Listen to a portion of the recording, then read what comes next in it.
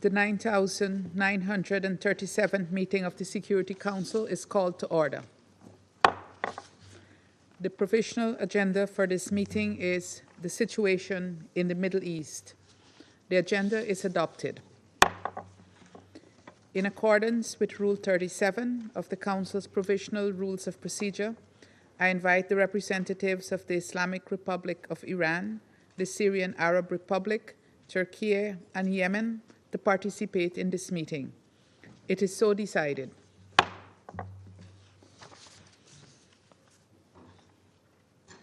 In accordance with Rule 39 of the Council's Provisional Rules of Procedure, I invite the following briefers to participate in this meeting.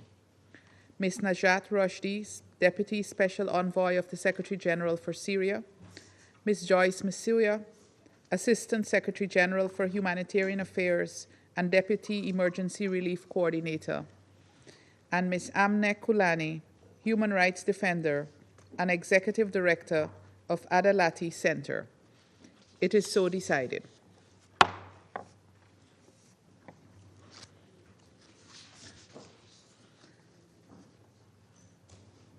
The Security Council will now begin its consideration of item 2 of the agenda.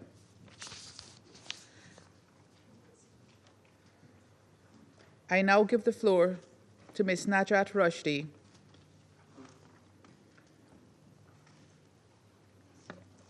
Madam President, it's an honor to brief the Security Council. Let me at the outset echo the Secretary General's condemnation of any military escalation in the Middle East and his call on Israel and Iran to show maximum restraint. I must convey to this Council the Special Envoy's profound and growing alarm over the potential consequences of any further escalation, not only for the broader region, but particularly for Syria, a country already stretched beyond the limits. Syria simply cannot withstand another wave of instability. The risks of further escalation in the region are not hypothetical. They are immediate, severe, and risk unraveling the fragile progress toward peace and recovery in Syria. Madam President, Special Envoy Pedersen spent much of the reporting period in Damascus, as well as a short visit to Lebanon.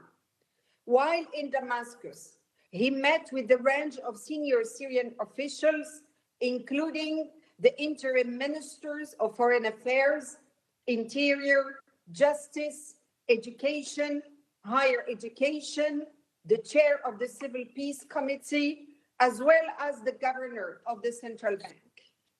Discussions with the interim foreign minister Shaybani focused on recent positive developments in Syria's international relations and the importance of prioritizing domestic affairs in the coming period via a genuinely inclusive and credible political transition in which all Syrians have a stake and can have confidence.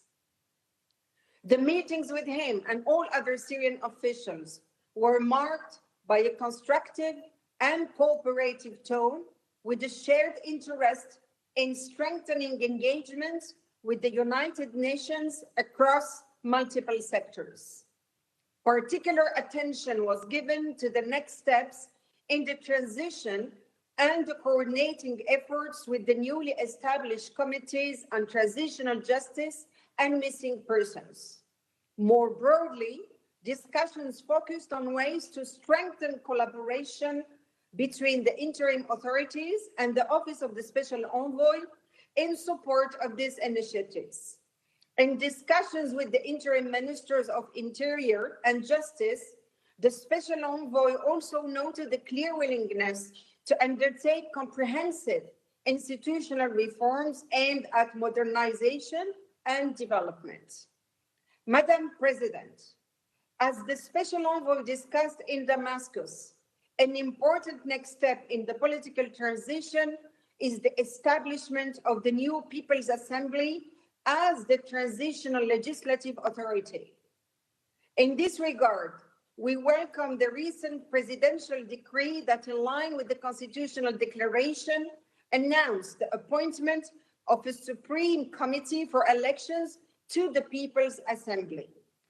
The Supreme Committee will be responsible for supervising the indirect election of 100 of the 150 members of the People's Assembly via electoral colleges, and for defining the electoral timeframe and eligibility conditions for electors and candidates. We encourage the Supreme Committee to take measures that safeguard inclusivity, transparency, and openness in all stages of this process. Such further efforts will be needed to ensure that the People's Assembly is seen as a foundation of political consensus, a stabilizing factor, and representative of the unity and diversity of the nation and all its components. We also particularly encourage measures to be taken that enable the meaningful participation of women and youth in this process. We very much look forward to continued engagement with and support the interim authorities and the Supreme Committee. We also look forward to engaging with Syrians from across diverse sectors of society to hear respective views on these developments and their broader aspirations for the political process. Madam President, regarding the Northeast, the 10 March agreement continues to present a historical opportunity to solve one of the key outstanding issues in this conflict and restore Syria's sovereignty and unity, a priority which the Special Envoy discussed with Interim Foreign Minister Shaybani. We have been deepening engagement in Damascus and the Northeast in support of the efforts to move forward in implementing the agreement and welcome the engagement of all relevant parties with us. We take note of the meetings that have been taking place on implementation, including a meeting of delegations in early June in Damascus. We welcome progress on education with an agreement for students to register for exams in the Northeast under the auspices of the Interim Ministry of Education. We also welcome recent detainee exchanges as well as the cooperation that recently enabled a number of Syrian families from Al-Hol camp to return to Northwest Syria. We must stress that urgent work is still needed on rehabilitation to address the dire humanitarian conditions and fragile security situation in the camp, and for member states and relevant authorities to significantly step up efforts on repatriations. Sufficient attention should also be paid to the proper reintegration of Syrian camp residents. We stress the importance of negotiations moving forward in earnest with bold steps and an active spirit of compromise from both sides to implement the 10th of March agreement. This is a priority for stability in Syria and the region, for the restoration of Syria's sovereignty, unity, independence, and territorial integrity, and for the success of the overall political transition. Madam President, the Special Envoy also engaged in a broad spectrum of Syrians, including women and civil society activists. Syrian women indicate that they continue to seek more substantial representation in leadership positions and that they look forward to a consequential role as candidates and delegates in the upcoming legislative bodies process. Furthermore, Syrian women continue to stress the importance of justice and accountability, inclusivity, due process, and protection of individual rights of all Syrians. Syrian civil society representatives also continue to be active on all fronts, working for a new Syria founded on the principles of inclusivity, openness, and transparent participatory processes. We welcome their engagement in consolidating civil peace and we encourage the interim authorities to cultivate broad dialogue with a range of civil society organizations to promote social cohesion, counter hate speech, and foster reconciliation among communities and across regions. Indeed, the protection and safety of all components of Syrian society and the prevention of incitement of communal tensions are absolute cornerstones for stability.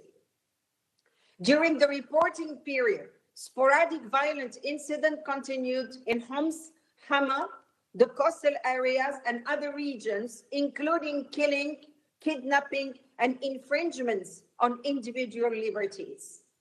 Some Syrians with whom the special envoy met in Damascus expressed concern about ongoing attacks targeting specific communities and societal groups, including Alawites, Jews, and women.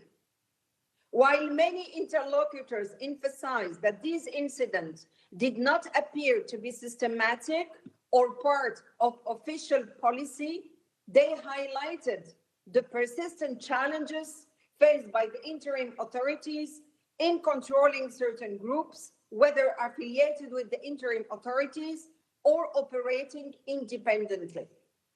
Nevertheless, there are encouraging signs. The interim authorities have taken steps to ease tension, including the recent issuance of a fatwa by the Fatwa Council prohibiting revenge killings and extrajudicial retaliation, urging citizens to resolve disputes through official legal channels and criminalizing acts of retribution. Recent decisions to reinstate judges who were removed from office by the former regime are also a welcome step towards building trust between the judiciary and the people. Further key steps will be needed towards the reinforcement of the rule of law and the independence of the judiciary, so it is equipped and enabled to address past, present, and future violations and install a culture of accountability. We encourage an inclusive and participatory approach to issues of accountability and security, namely with the victims, the survivors, and communities impacted by violations. Madam President, there are security challenges on several other axes. This month, we saw some sporadic and limited acts of violence on the periphery of Suwaida, at a border post with Iraq, on contact lines in Deir ez-Zor and in rural Homs. Meanwhile, the Southwest saw a serious incident of Israeli artillery fire and airstrikes on military sites and weapons depots across southern Syria in response to a rare incident of small rocket fires out of Syria into the Israeli-occupied Syrian Golan, claimed by two groups unaffiliated with the interim authorities. The interim authorities denied any involvement in the rocket fire. Last week, there were Israeli incursions, arrests, and drone strikes in Beijing, in the Damascus countryside. These attacks are unacceptable and must cease. Syria's sovereignty, independence, and territorial integrity must be respected, along with the 1974 disengagement of forces agreement. Diplomacy is possible and must be prioritized. Ongoing activity by ISIL remain notable, including attacks on SDF positions and a US drone strike on an ISIL figure in northwest Syria. Meanwhile, as the Special Envoy has reminded the Council on many occasions, concrete action to address the core issue of foreign fighters is also needed, with many continuing to express concern about their inclusion in the Syrian army, even as we also recognize that this is a challenging issue. Madam President, we also take note of the statement made by the High Representative for Disarmament Affairs, regarding recent missions to Syria by the Organization for the Prohibition of Chemical Weapons and welcome the meaningful cooperation underway. OCHA will update you on the continued precarious humanitarian situation across the country by my dear sister, ASG Joyce.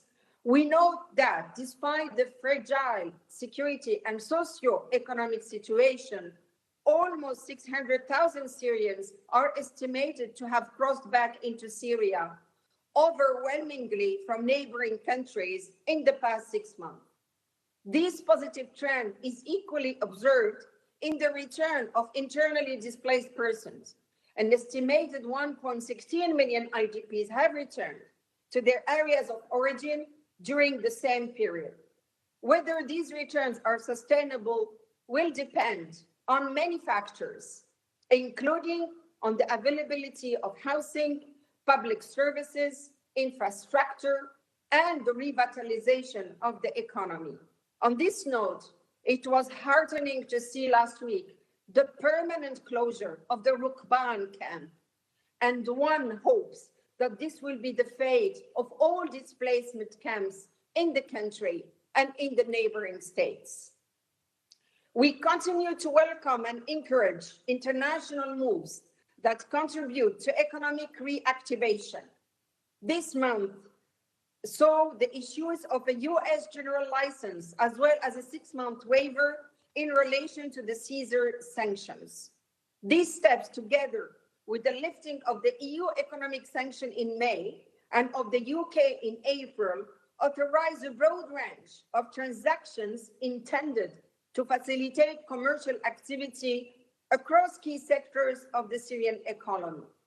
We also take note of the signing of a large commercial contract between a consortium of regional and international players and the Syrian interim authorities for the construction of several gas and solar energy plants.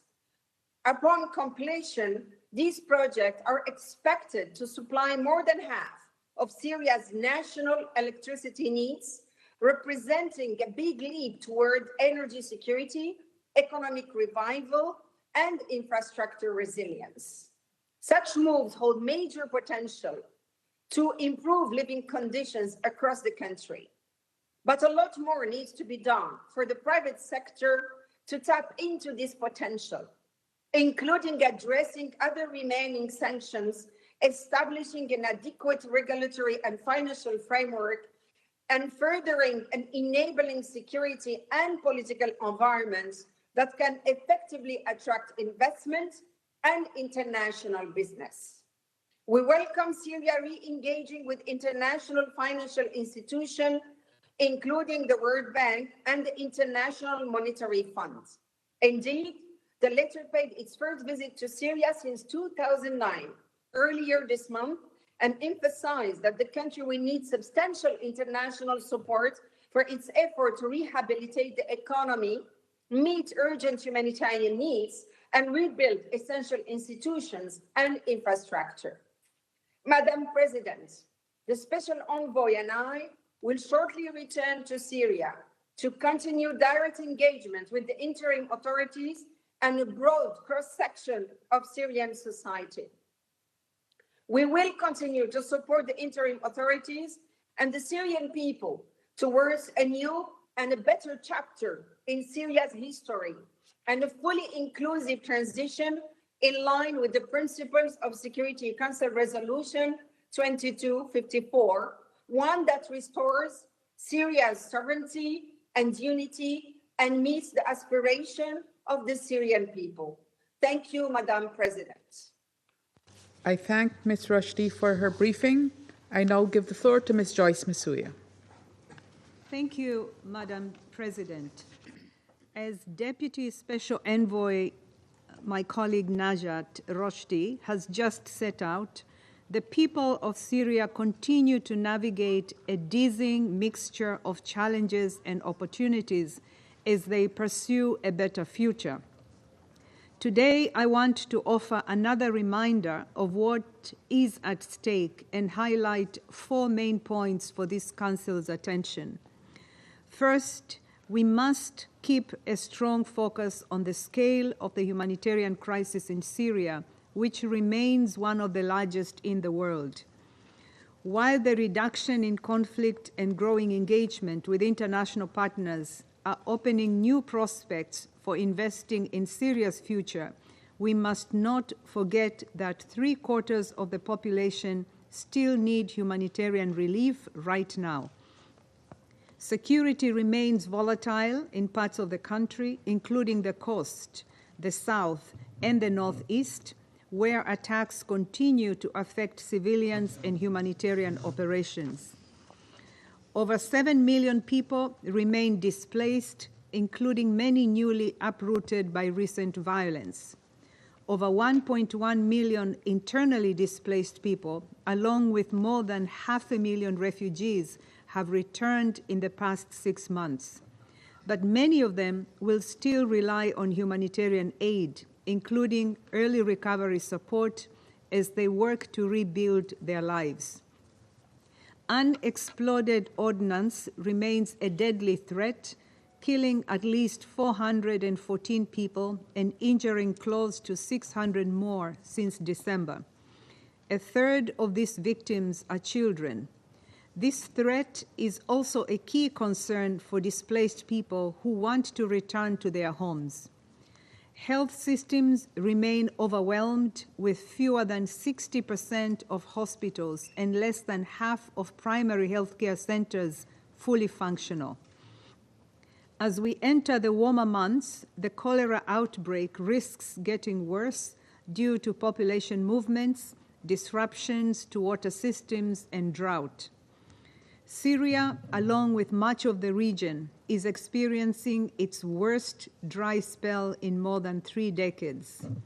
This will likely shrink agricultural output with up to 3/4 of its wheat crop, enough to feed 16 million people for a year, at risk of failure at a time when more than half of the population already faces food insecurity.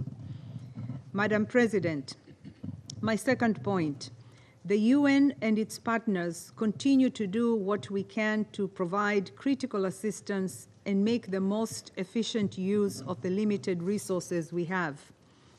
We are now in the last stages of transitioning to a more efficient and unified humanitarian coordination model, one that harnesses the efforts of organizations working across the country under the leadership of the humanitarian coordinator in Damascus. These efforts were also supported through a joint mission between OCHA's Director of Operations and Advocacy and the World Health Organization's Director of Health Emergency Interventions in late May. This revised structure is now largely in place. The coordination mechanisms in Gaziantep and Amman, which have been so critical to our ability to provide assistance throughout Syria over the years, will be phased out by the end of the month. Through this transition, we have reached close to 2.5 million people with critical assistance each month, including food, water, and health, despite shrinking funding. This includes, for example, close to 2 million people reached each month with health interventions. This year, the World Health Organization has supported over 2.7 million causes of treatment and more than 430,000 medical procedures. The Syria Humanitarian Fund is supporting health, water, and sanitation services for 850,000 people at risk of cholera in Aleppo, Damascus, Al-Hasake, and Latakia. The fund has also launched a 60 million joint allocation with the Syria Cross-Border Humanitarian Fund to assist displaced populations, host communities, and returnees. UNICEF, WHO, and other partners are providing mobile health and nutrition services in underserved areas. In May, over 170,000 young children and pregnant and breastfeeding women were screened for malnutrition, with a particular focus on the coastal areas. Thousands of explosive items have been discarded in clearance operations, improving people's safety as well as access for humanitarian actors. We continue to make use of the most cost-efficient routes available.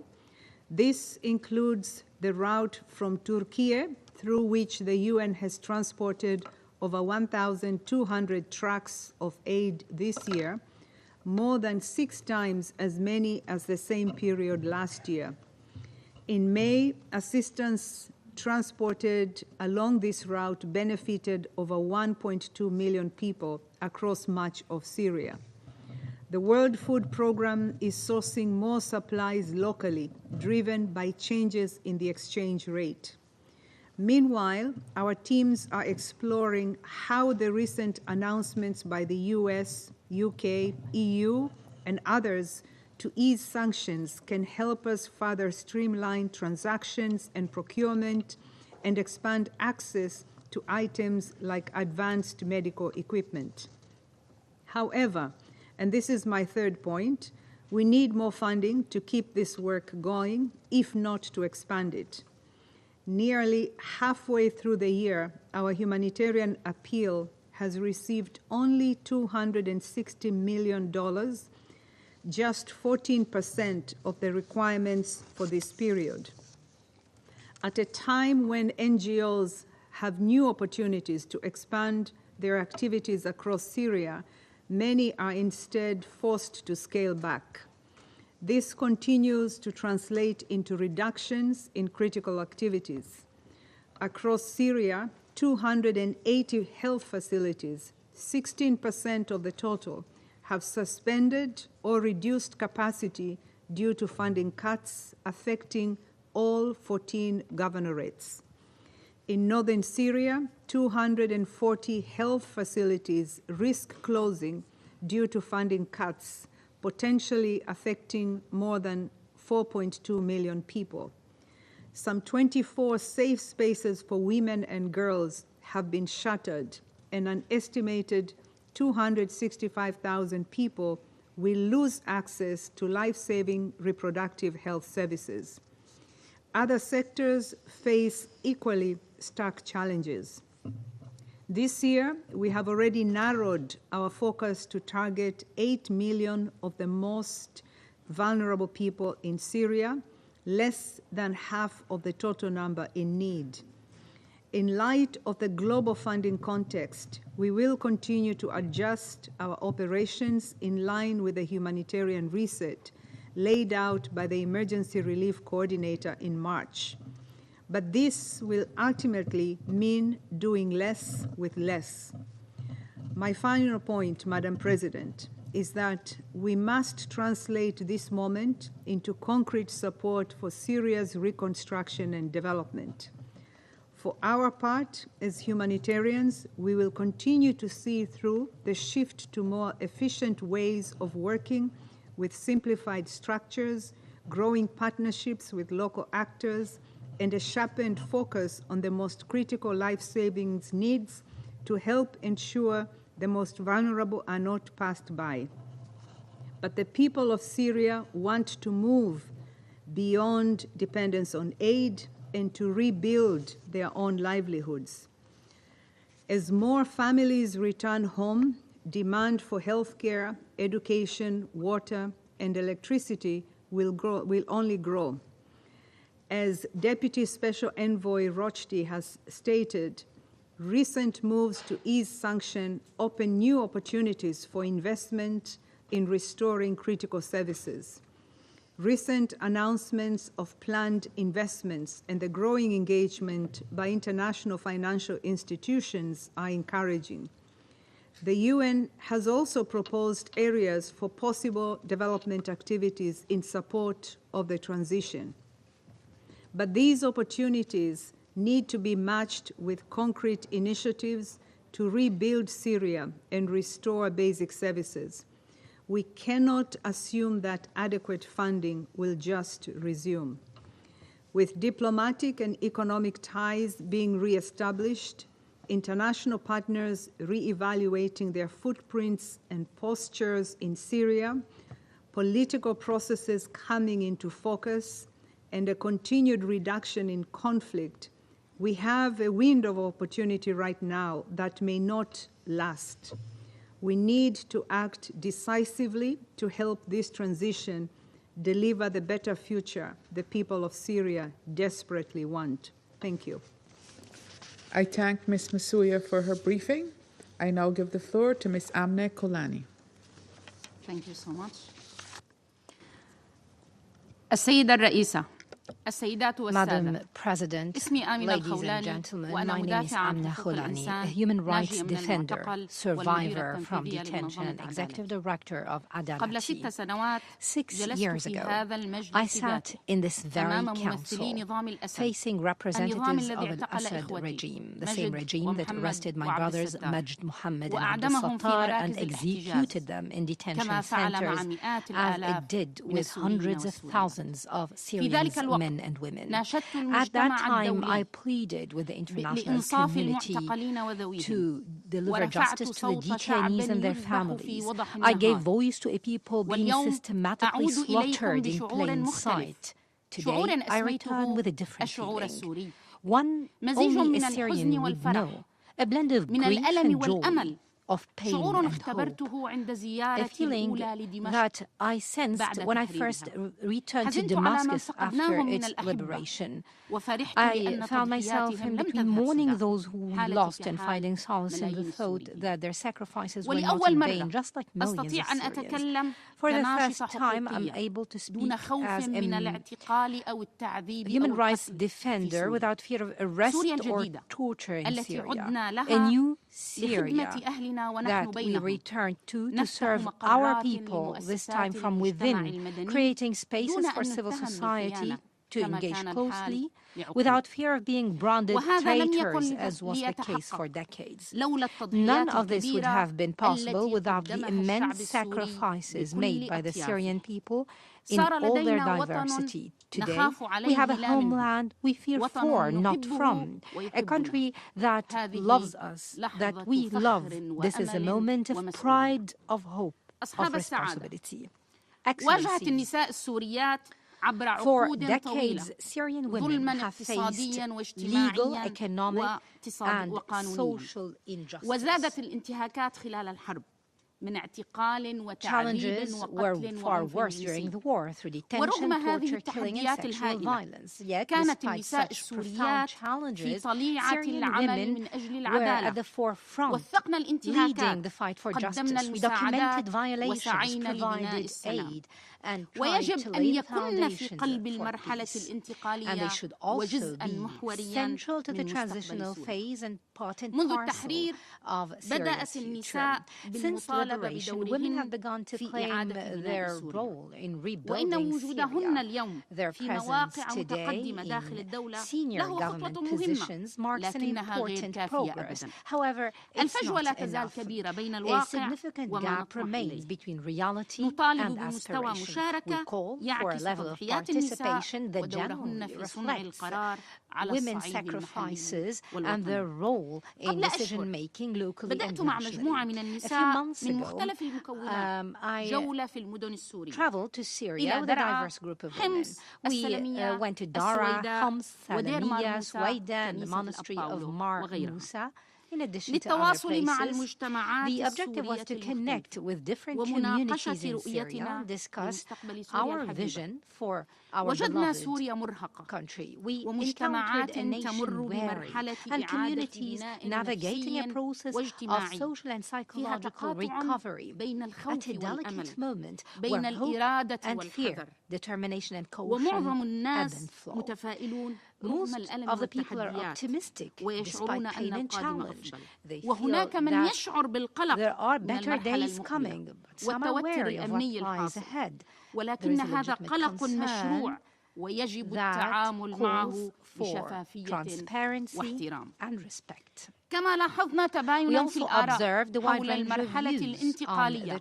وهو transitional أمر period, صحي which is جدا a healthy ورغم sign. استمرار التوترات Despite الطائفية persistent وهي من sectarian أبشع and تركات ethnic النظام tensions, البائد some of فإن the hardest السوريون legacies of the former يظهرون regime, إرادة Syrians حقيقية demonstrate a لتجاوز genuine الماضي المؤلم determination to move وشوقا beyond a عميقا painful للسلام past والاستقرار. with a profound desire اليوم for peace and تقع على stability. عاتق الدولة Today, السورية the الجديدة new Syrian مسؤولية government كبرى في shoulders a معالجة huge هذا responsibility الإرث to من address خلال this ضمان مشاركة legacy by الشعب ensuring السوري that all بكل Syrians مكوناته from في صياغة every المستقبل. background to نحن actively نؤمن participate in shaping أن سوريا the future. يجب We أن believe تبنى that Syria must بيد be رجالها built by ونسائها its people, على men أساس and women الديمقراطية، alike, on the foundations of democracy, المساواة، citizenship, احترام حقوق equality, الإنسان and دون respect for تمييز. human rights without ويجب أن تكون discrimination. التشاركية مبدأ أساسيا Participation في should كل be خطوة the principal من الحوارات guide at every من stage, الحوارات الوطنية from national إلى العملية dialogue to السياسية the political وصولا إلى process, جهود up العدالة until والمساعدة. reaching justice and السيدات accountability والسادة، measures. Ladies and gentlemen, العدالة الانتقالية في سوريا transitional justice in ليست Syria ترفا is not a سياسيا، political luxury. بل هي حاجة Instead, وضرورة it is وطنية a national وأخلاقية and moral لتحقيق imperative السلم الأهلي. essential for achieving civil وإن peace. الإسراع في البدء الفعلي Accelerating the effective بمسار launch العدالة of the لهو justice الضمان process الوحيد is the لسلام only true حقيقي guarantee ومستدام. of genuine فلا and سلام sustainable peace. بلا There can be عدالة. no peace No without justice, justice. no peace. No justice, no peace. لقد تم مؤخرا إنشاء الهيئات Recently, الهيئة الوطنية للعدالة two national الانتقالية bodies have been established, والهيئة the National الوطنية Commission for للمفقودين. Transitional Justice وفي and the National اجتماعات Commission for the مع Missing. الهيئتان في In دمشق meetings with both حضرتهما bodies in مع Damascus, which نشطاء I attended وناجيات وأهالي alongside with ضحايا، activists, شدد survivors, and الحضور victims' على families, استقلالية participants هذه strongly المؤسسات emphasized the need for وأهمية independence of these التشاور مع bodies. الناس There was also broad في consensus كل on the المدن need for السورية consultation with communities وضرورة across all الشفافية مع ذوي Syrian الضحايا cities. There is a need for والناجين transparency with وتضمين victims, رؤيتهم survivors, في محور and مسار integrating their العدالة vision into the الانتقالية. core كما of the أكد transitional الحضور justice على process. أهمية التعاون Participants also بين هذه emphasized the need الهيئات for cooperation والمؤسسات between الوطنية في these سوريا bodies والآليات and الدولية other مثل international المؤسسة المستقلة mechanisms المعنية and national للمفقودين institutions, including the والآلية الدولية Independent المحايدة Institution on Missing والمستقلة Persons and وغيرها the IIM لوضع خارطة and طريق others واضحة to develop a والبدء clear بالعمل roadmap لتكون and الجهود initiate المبذولة implementation. شاملة Thus, the ذات efforts would be مصداقية inclusive, متوافقة credible, مع and المعايير الدولية. consistent with international السيدة الرئيسة، standards.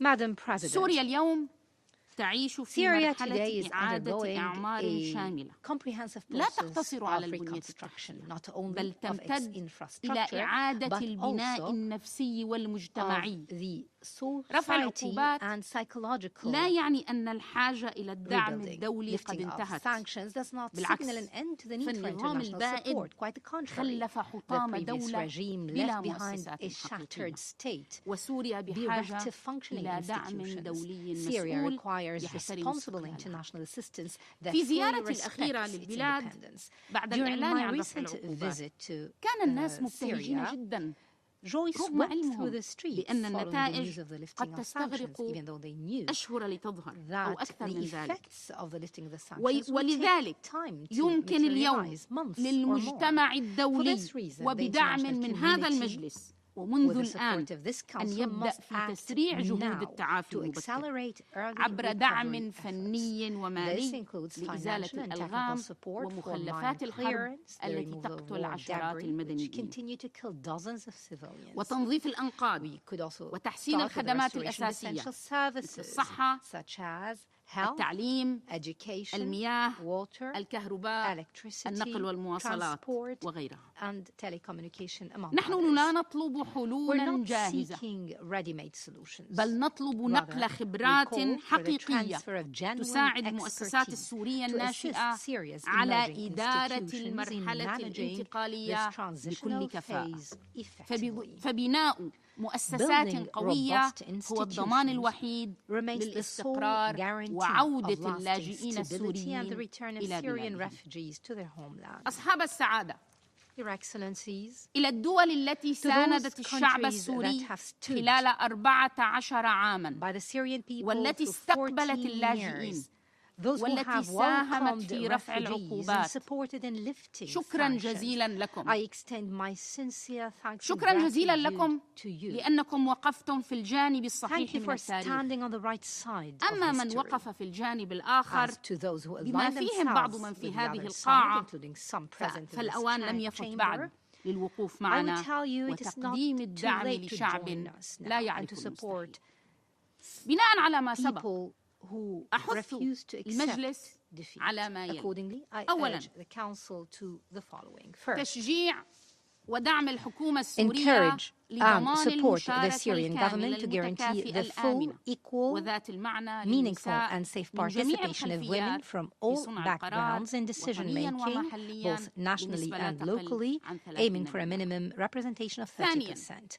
Second, تشجيع ودعم ذوي الضحايا promote and والناجين support خصوصا النساء victims and في survivors, جميع جهود particularly العدالة women, in all الانتقالية transitional الرسمية justice وغير initiatives, الرسمية be it formal or بصفتهم informal, أصحاب الحق recognizing them as rights وجزءا holders أساسيا and من part عملية and parcel السلام of والاستقرار. the peace and stabilization effort. تشجيع ودعم Third, الحكومة السورية encourage and support the اتخاذ Syrian تدابير government to فعالة implement للبحث عن effective جميع measures to locate all missing المفقودين persons وإعادة رفاتهم دون تمييز and return their والتعاون remains الفني without مع المؤسسات discrimination. الدولية ذات الصلة There should لتبادل also الخبرات be ووضع technical آليات cooperation with فعالة relevant international لذلك. organizations to share رابعاً expertise and establish الترحيب robust برفع mechanisms. العقوبات Fourth, الأحادية welcome the lifting والمتعددة of الأطراف unilateral and التي كانت multilateral تفرض على sanctions نظام الأسد previously imposed on the والدعوة Assad لمراجعة regime التدابير and call المتخذة for من a قبل thorough مجلس review الأمن of measures بموجب enacted القرار under Security Council Resolution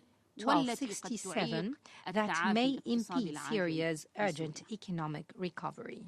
أصحاب السعادة Excellencies, رغم الجراح though تقف سوريا اليوم scarred, حرة ومستقلة Syria stands today لدينا free and الإرادة independent. ولدينا القدرة على بناء We possess مستقبلنا. the will and the ما capacity نحتاجه to shape اليوم our own ليس future. الدعم What we فقط need today بل is not شراكة mere حقيقية support, but a genuine تقدر partnership تضحياتنا that honors our وتحترم sacrifices العملية and السياسية respect القائمة the بقيادة سوريا. Syrian-led political وبينما نواجه transition.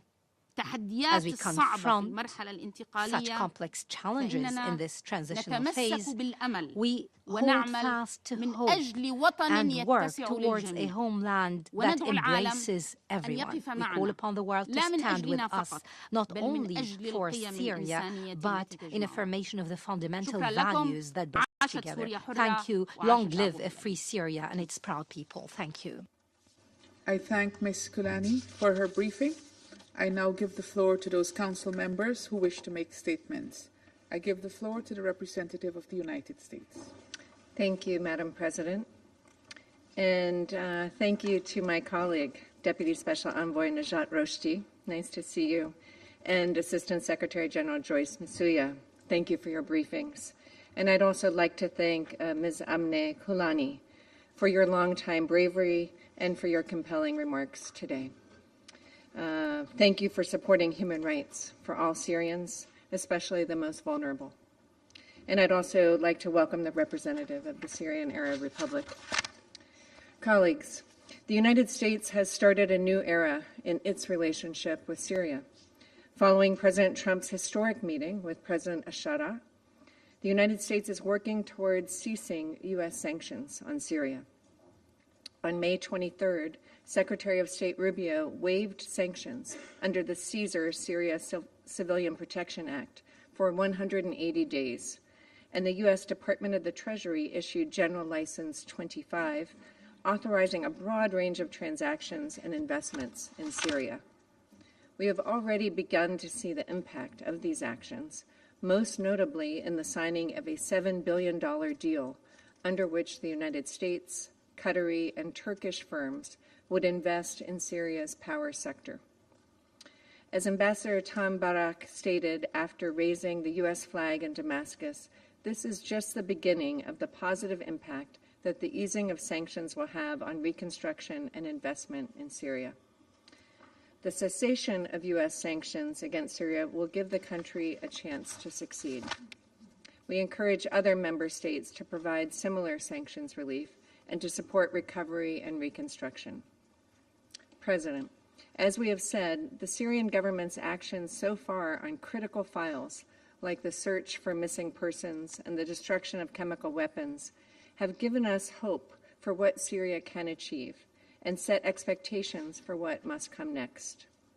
First, the government should begin discussions with Israel on a non-aggression agreement and subsequently begin border dispute resolution discussions. Second, the government should, in short order, present its plan and intentions with regard to the foreign fighters on Syrian soil. Third, the government should take necessary steps to ban and deport Palestinian terror groups. Fourth, the government must work with the United States in its continuing or counter ISIS operations. Fifth, the government must provide a plan for how it will assume responsibility for ISIS detention centers in northeast Syria. Countries of origin must also play their part to expeditiously repatriate their nationals from northeast Syria, including those detained in Syrian Democratic Forces facilities and those displaced in Al-Hol and Roj displaced persons camps. Finally, we are encouraged by Syria's cooperation with both the Organization for the Prohibition of Chemical Weapons and the International Atomic Energy Agency, and we look forward to further progress. Colleagues, on the UN's forthcoming strategic assessment for its presence in Syria, this Council should carefully consider the Secretary General's report and work together to determine the appropriate role and presence of the UN in Syria going forward. I thank you. I thank the representative of the United States for her statement, and I give the floor now to the representative of the Russian Federation. Madam President, we are grateful to Najat Roshdi and Joyce Msuya, as well as Amneh Khoulani, for their briefings. Madam President, Israel's military misadventures continue to exacerbate the situation in the entire Middle East.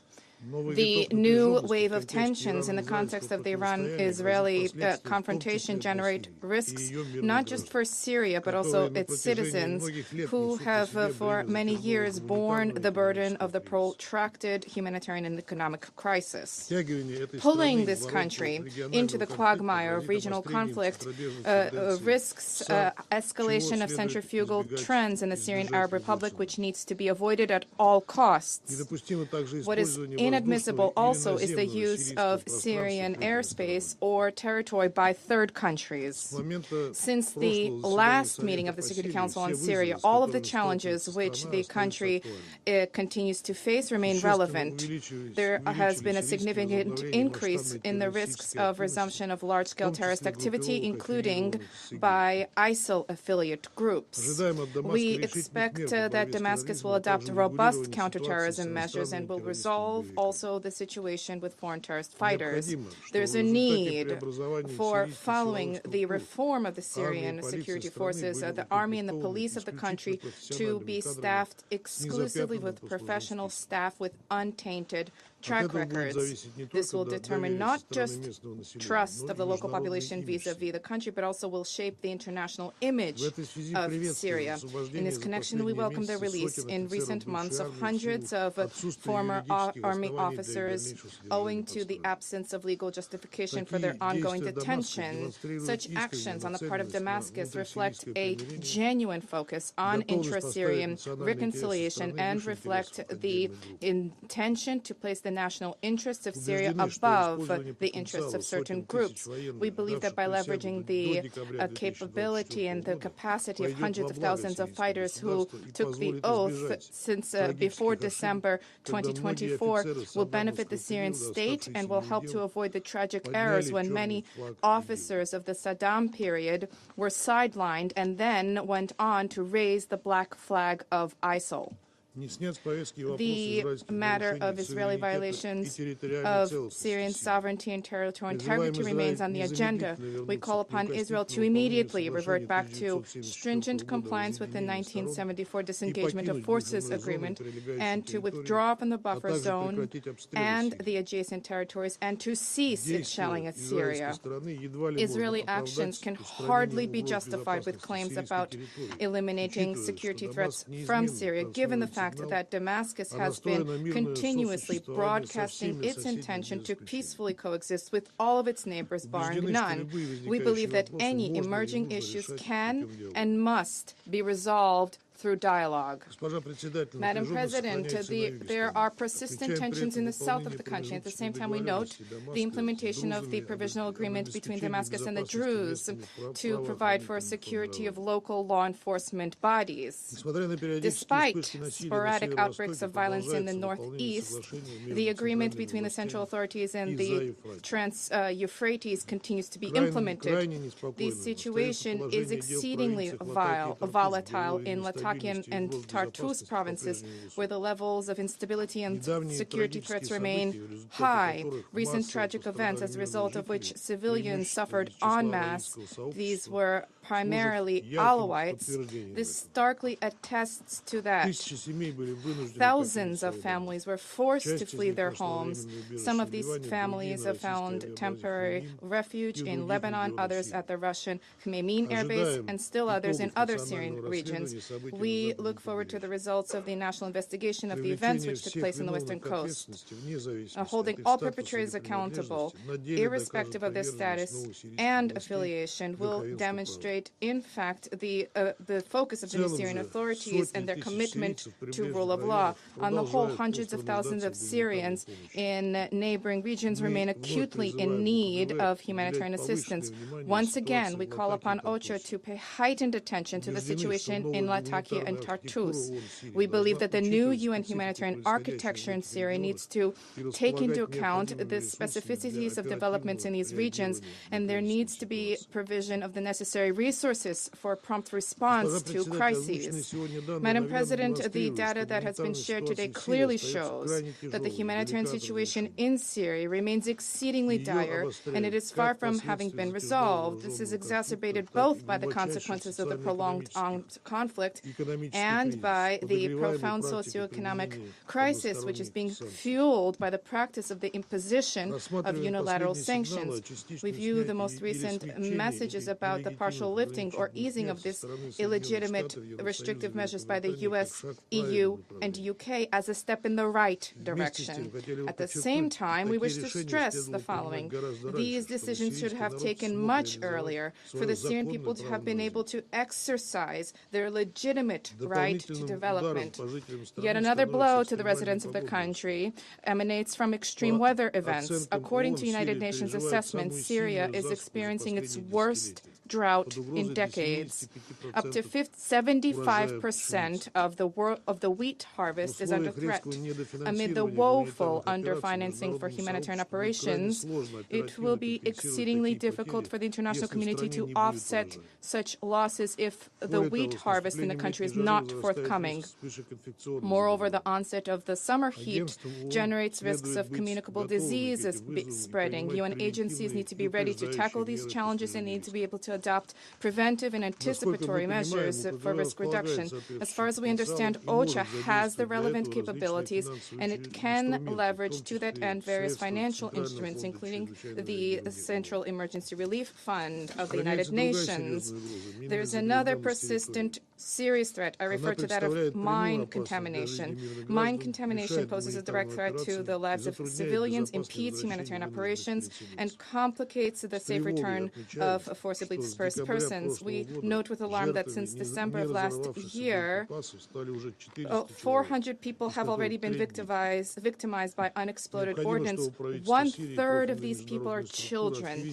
The Syrian government and specialized international agencies need to redouble and step up efforts for mine clearance and awareness raising. We highly value the activities of UN humanitarian structures in Syria who are focused on saving people's lives. We believe that under present-day conditions, what is particularly important is food support programs as well as efforts to rebuild the healthcare and water sectors. At the same time, we are very much concerned by the level of financing for the UN humanitarian appeal of the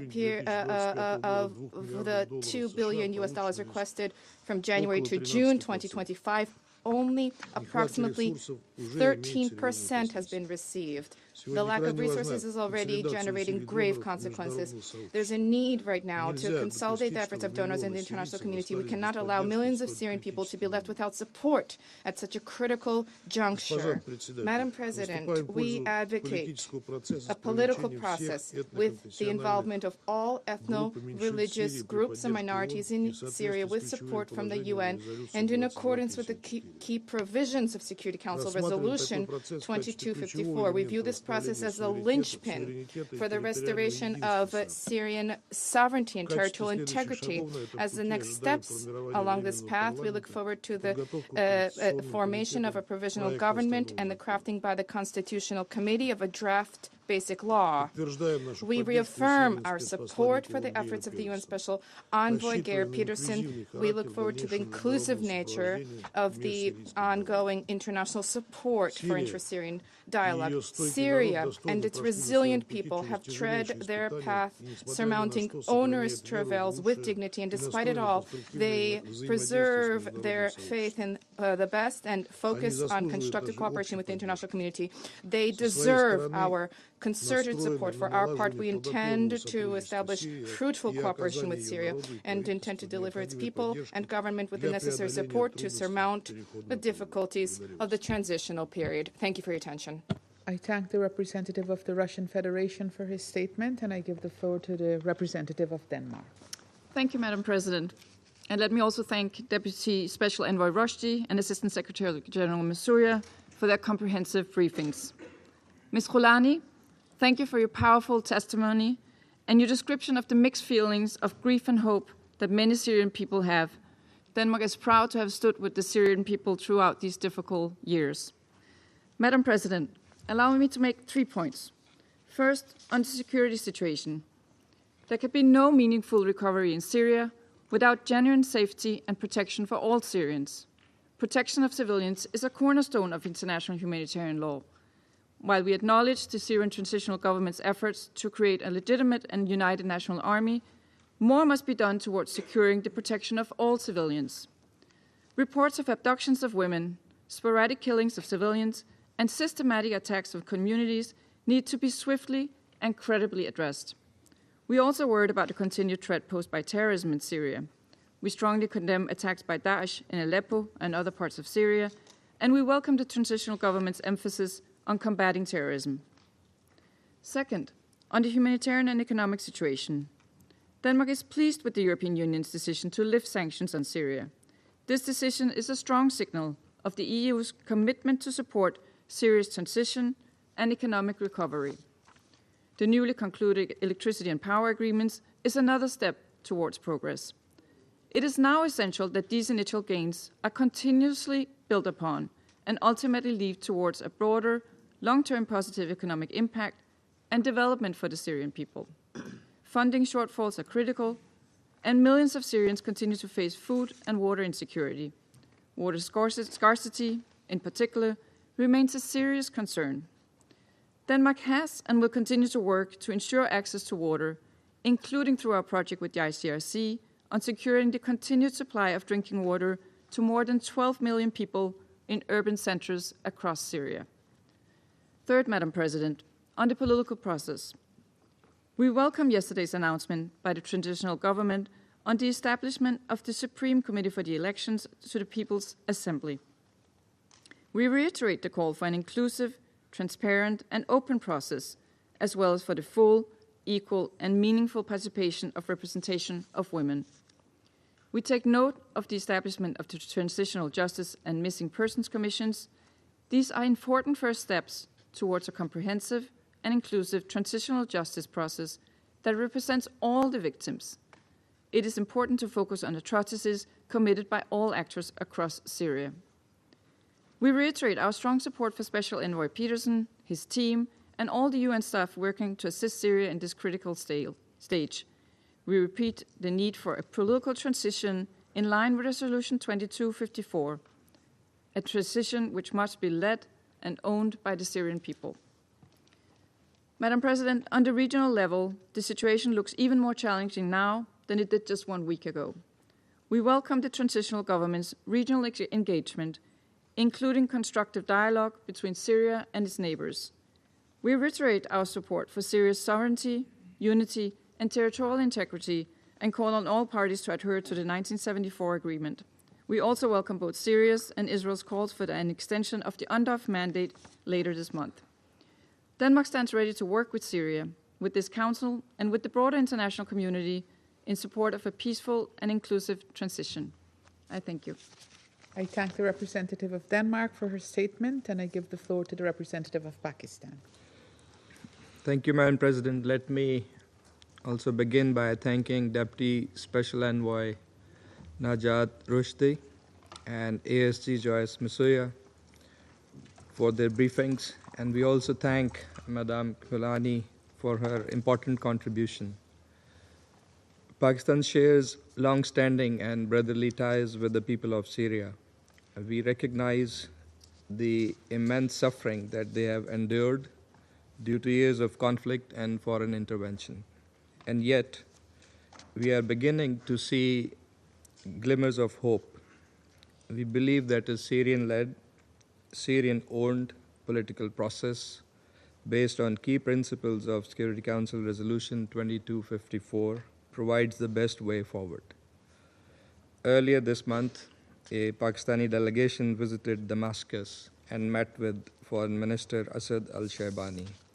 The visit reaffirmed our commitment to Syria's sovereignty, unity, and territorial integrity, and explored ways to further strengthen our bilateral partnership. We also acknowledge the positive role played by regional and international actors, including Saudi Arabia, Turkey, Qatar, the EU, and the United States in supporting Syria's stabilization. We commend the continued efforts of the Special Envoy to foster inclusive dialogue. And President, allow me to briefly highlight 5 key points here. First, we welcome recent steps on the political front, especially the formation of the Supreme Committee for Elections. As the Special Envoy also noted, this could be an important step toward broader constitutional and institutional progress. Second, the humanitarian situation remains dire.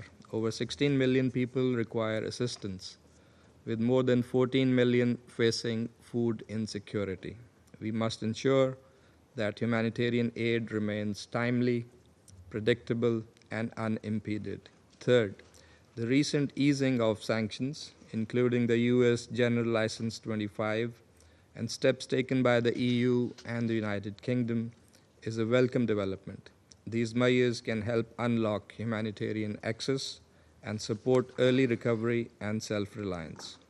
Fourth, the threat of terrorism persists. Groups like ISIL and foreign terrorist fighters continue to operate within Syria, posing threats to both national and regional security. We must not, therefore, lose focus on this front. Fifth, we are deeply concerned about the regional impact of Israeli military actions in Syria. These attacks violate Syria's sovereignty and breach international law, including Security Council Resolutions 350 and 497. They risk undermining the fragile gains made on the ground. We call for full compliance with the 1974 disengagement agreement and reiterate the need to uphold Syria's sovereignty without exception. Madam President, Syria stands at a delicate yet hopeful juncture. Our collective responsibility is to sustain this momentum by continuing humanitarian assistance, by promoting inclusive governance, and by upholding Syria's sovereignty, unity, and territorial integrity. Pakistan will remain a steadfast partner of the Syrian people. Madam President, in conclusion, I would like to add that in the regional context, we are gravely concerned by the continued Israeli military aggression in Gaza, strikes in Syria, and the latest ongoing aggression against Iran, which carry serious implications for regional peace and security. These actions have increased instability, exacerbated humanitarian suffering, and risk spiraling wider conflict. Such conduct is in clear violation of international law and UN Charter. This needs to end. The Security Council must fulfill its responsibility in that regard by calling for an immediate cessation of hostilities and urgent steps to de-escalate the situation across the region and promote dialogue and diplomacy to ensure long-term peace and stability in the Middle East. I thank you. I thank the representative of Pakistan for his statement, and I give the floor now to the representative of the Republic of Korea. Thank you, Madam President. I'd also like to thank Deputy Special Envoy Rashi and ASG Msuya for their briefings. I also thank Ms. Khoulani for sharing her experience and insights. Despite growing international engagement and the recent easing of sanctions, high hopes for progress in Syria are being dampened by the shadow of regional escalation, continued violence on the ground, and the little meaningful advances on transitional justice. Let me make the following points in this regard. First, all hostilities violating Syria's territorial sovereignty must stop. We are concerned by Israel's intensifying incursions into Syria following the alleged missile attack earlier this month. The circumstances leading up to this incident should be investigated, and those responsible must be held accountable. In any case, as many Council members, including us, have consistently emphasized, Israel's security concerns must be addressed in a manner that respects international law. Second, countering Daesh and violent extremism must remain an urgent priority. Indeed, it is seriously concerning that these terrorists have resumed their attacks since early this month, precisely at a time when Damascus is restructuring its national security institutions and the counterterrorism forces are undergoing realignment. We note the decision to incorporate some foreign insurgents with track records of violent extremism into Syria's national security framework. While preventing Daesh from reconstituting must be the priority, we must be vigilant that this decision also carries risk.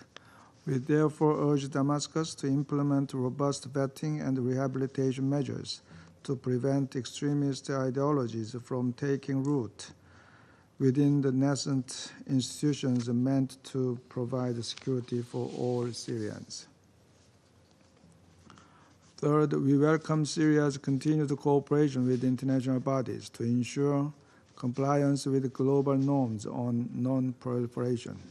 We are particularly encouraged by its cooperation with the IAEA, including the recent visit by the IAEA Director General and his team to Damascus, and their unhindered access to sites relevant to clarifying Syria's past nuclear activities. We also commend the advancement in cooperation between Syria and OPCW, including progress made in securing OPCW permanent presence in Damascus. We hope that this opportunity will lead to the complete destruction of chemical weapons in Syria. Fourth, Syria's pursuit of transitional justice must be a key part of any inclusive political process. Ongoing extrajudicial killings and punishments, albeit sporadic, once again underscore that lasting social cohesion and stability is only attainable when there is a shared understanding of how transitional justice will be realized.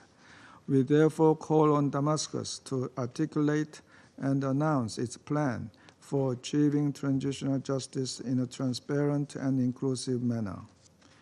Engagement with the UN will be critical in this regard, as its technical expertise is essential to ensuring the political process is consistent with the principles of Resolution 2254.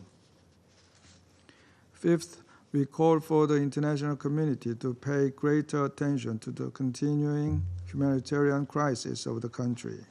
Setting Syria back on a path to stability now risks stalling in the face of worsening humanitarian conditions, including the most severe drought in decades, compounded by an acute funding crisis.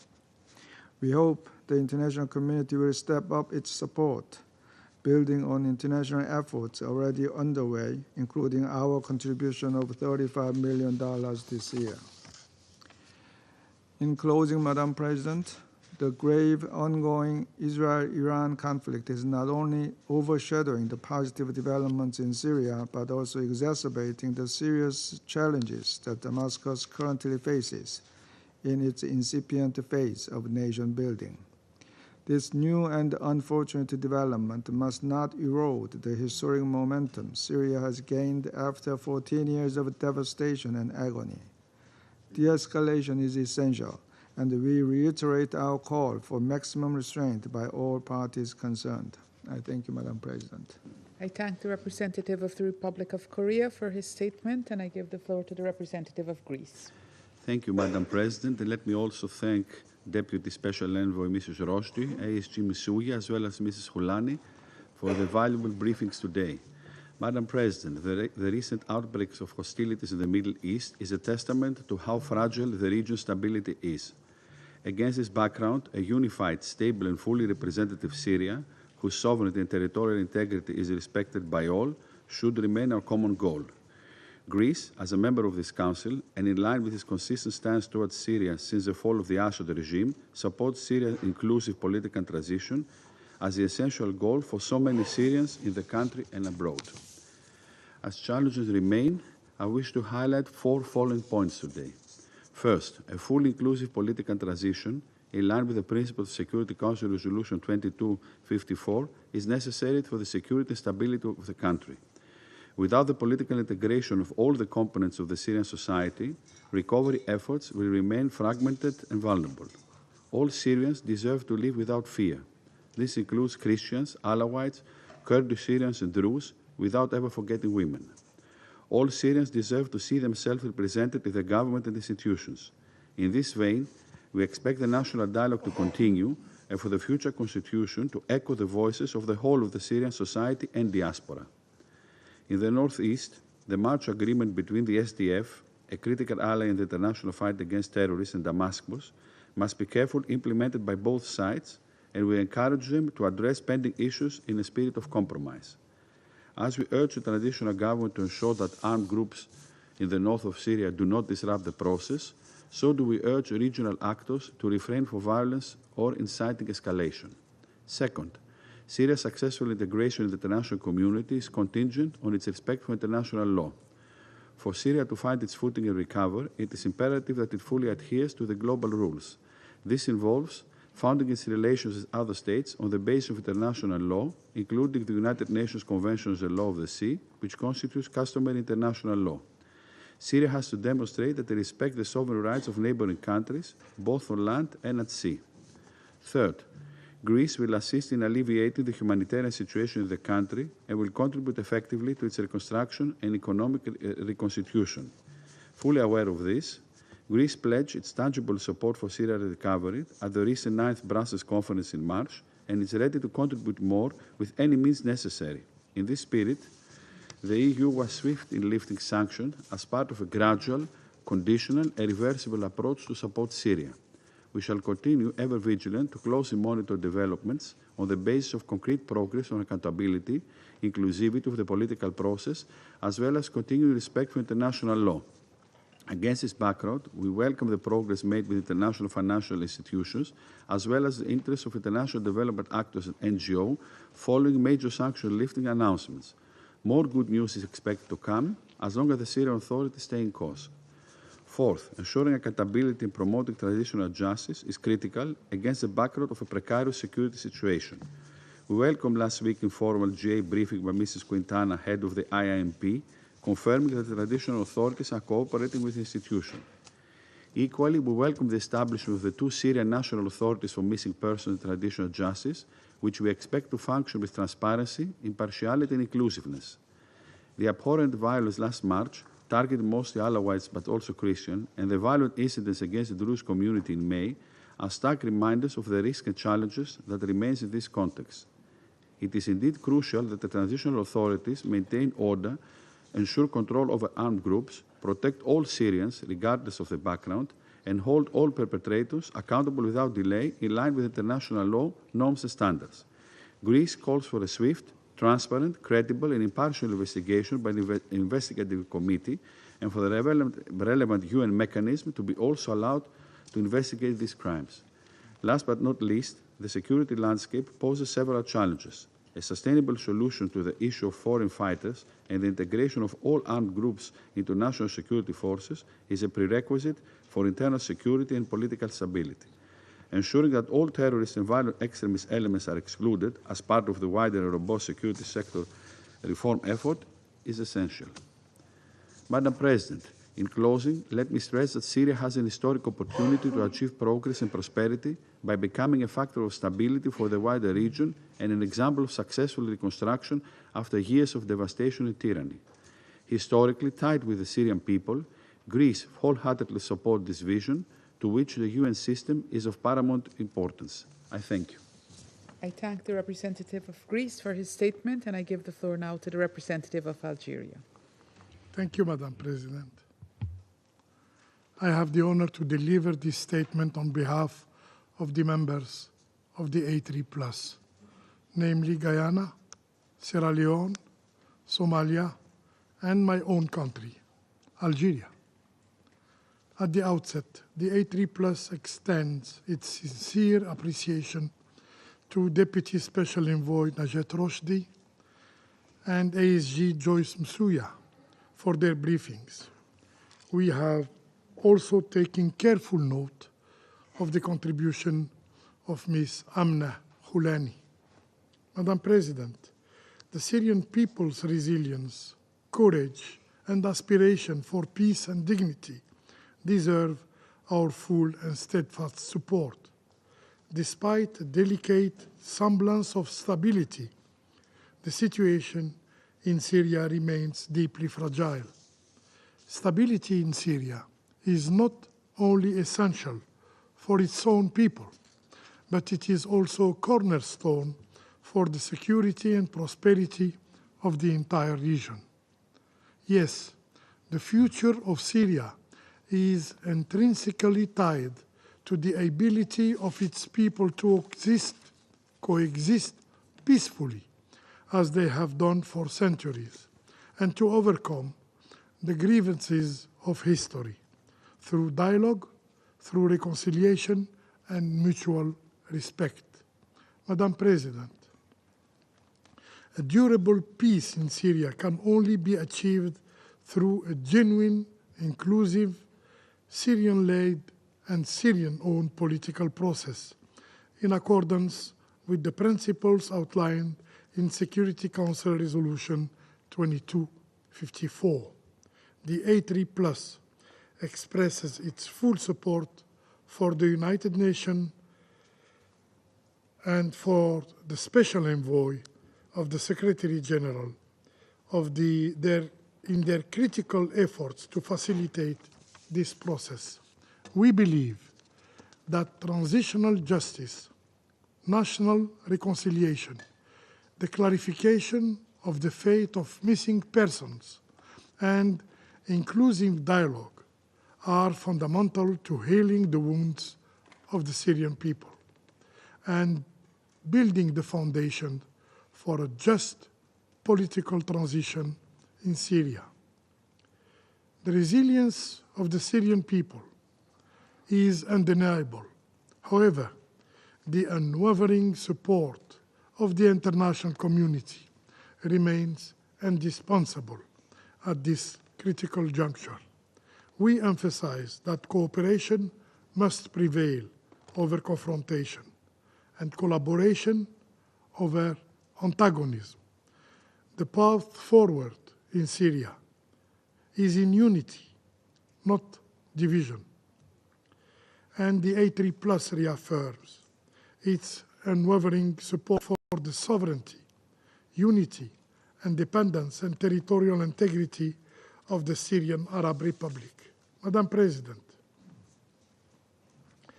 the A3+ strongly condemn the repeated Israeli incursion in Syrian territory and the violations of the disengagement of force agreement UNDOF has reported that the Israeli Defense Forces carried out several strikes in the area of limitation on the Bravo side and has observed the continued construction of counter-mobility obstacles by the IDF along the ceasefire line.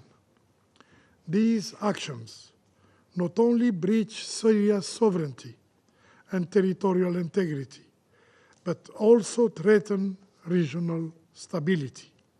We call for the immediate cessation of such violation and reiterate our demands for full compliance with the 94 disengagement agreement.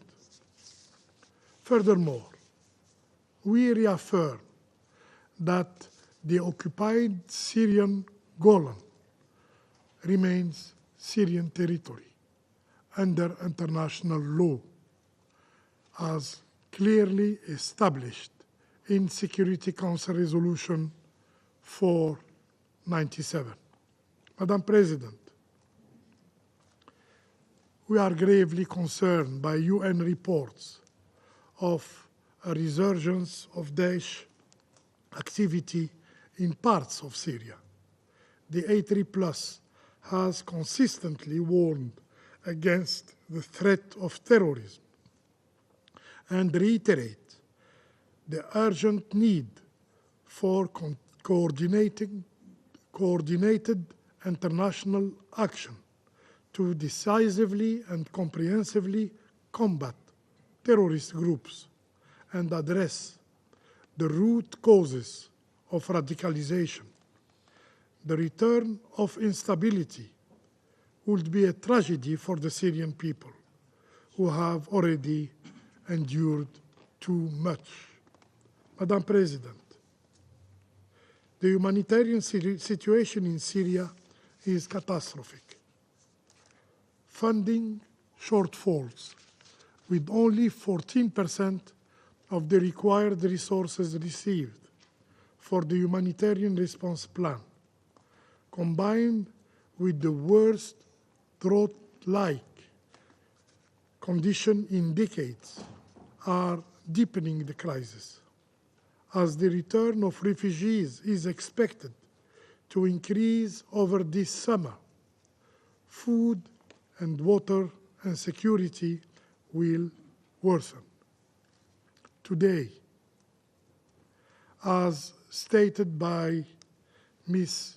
Msuya, only 2.5 million out of the 8 million people targeted are reached monthly by humanitarian efforts.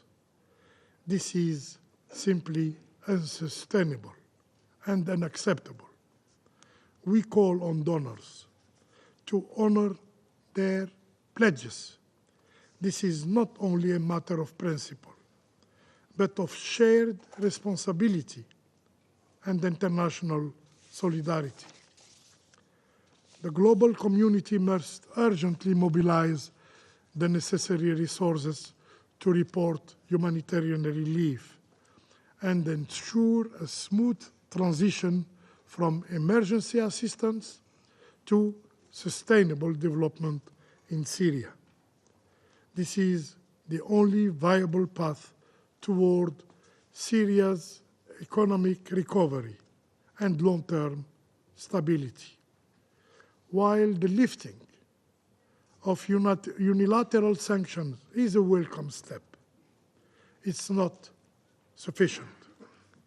All efforts must converge to support Syria's reintegration into the global economy, paving the way for inclusive growth and prosperity. We also underscore the importance of early recovery programming, especially in sectors such as health, education, agriculture, infrastructure, and electricity, which are vital for restoring basic services, and enabling the return of millions displaced persons. Madam President, in conclusion, Guyana, Sierra Leone, Somalia, and Algeria renew its steadfast support to the people of Syria. Their quest for peace, for dignity, and recovery must be met with equal determination by the international community. The time has come to support Syria not only with words, but with meaningful actions for peace, for justice, and the future of hope in the entire region. I thank you. I thank the representative of Algeria for his statement, and I give the floor now to the representative of China. Thank you, President. I thank Deputy Special Envoy Roshdi and ASD Msuya for their briefings. I listened carefully to the statement by civil society representative Ms. Khoulani. I welcome the presence of the representatives of Syria, Iran, Yemen, and Turkey at today's meeting. Syria is at a critical juncture in achieving political stability and economic recovery. Despite the recent active efforts by the Syrian parties, including those to promote internal reconciliation, the domestic situation remains complex and fragile.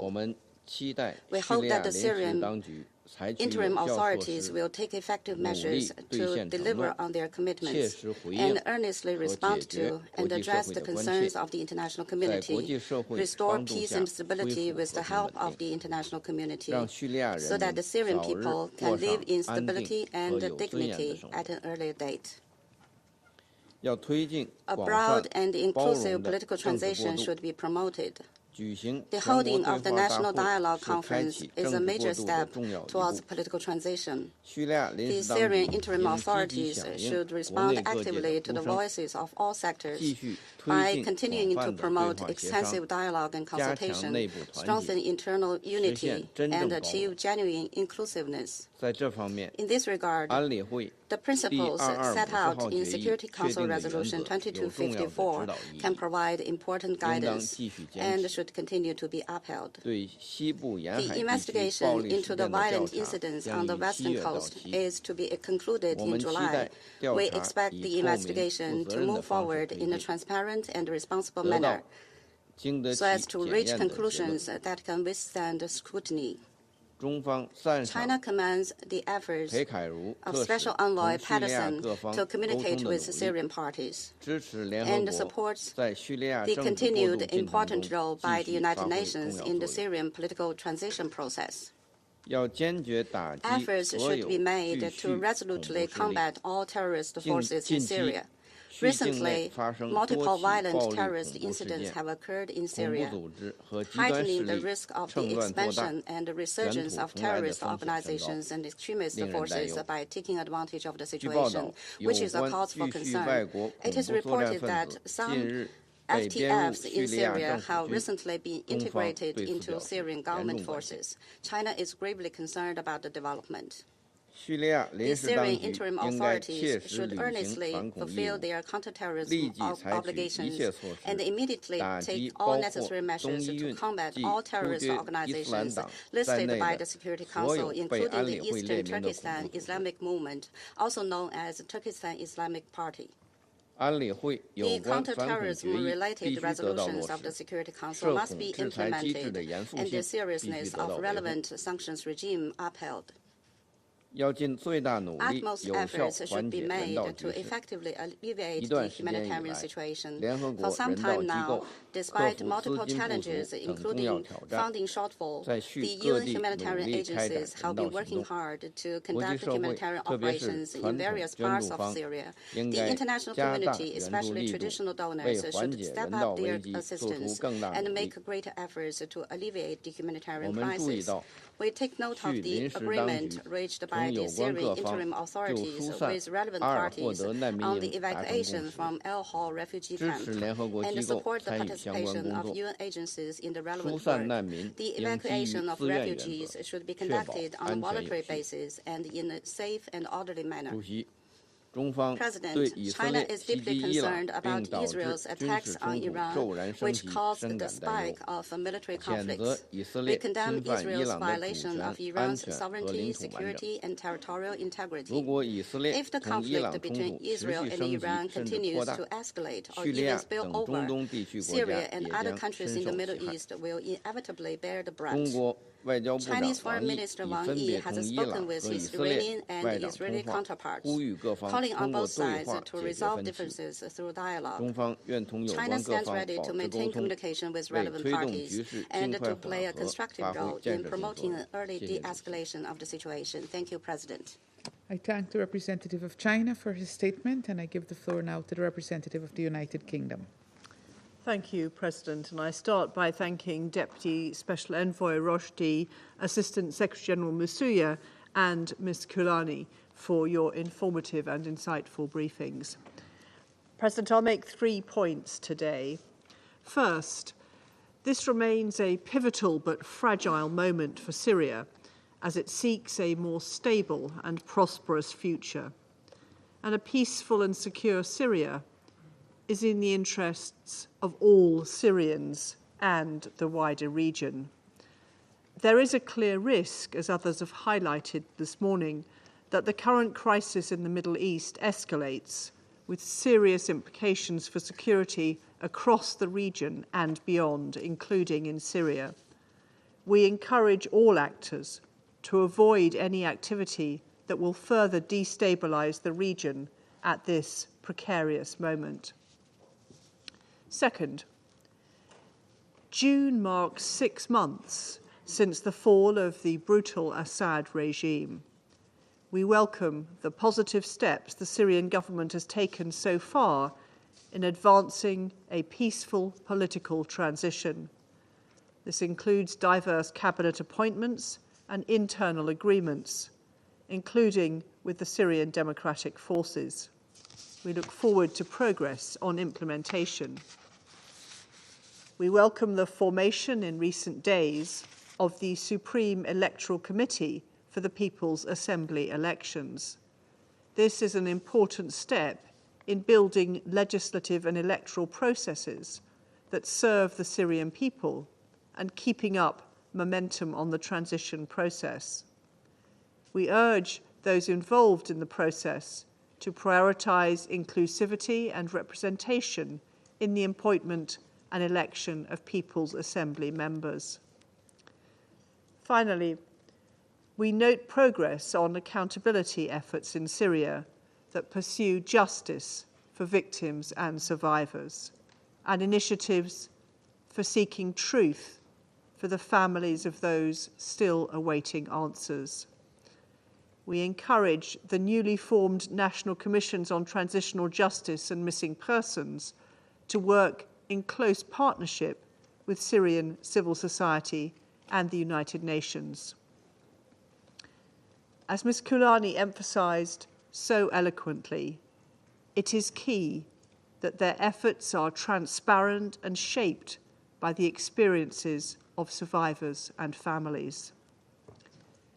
We encourage the Syrian government to continue to engage positively with UN mechanisms, including the Commission of Inquiry, the Independent Institution on Missing Persons, and the International Impartial and Independent Mechanism, and use their expertise effectively as they lay out the next steps for their own accountability agenda in Syria.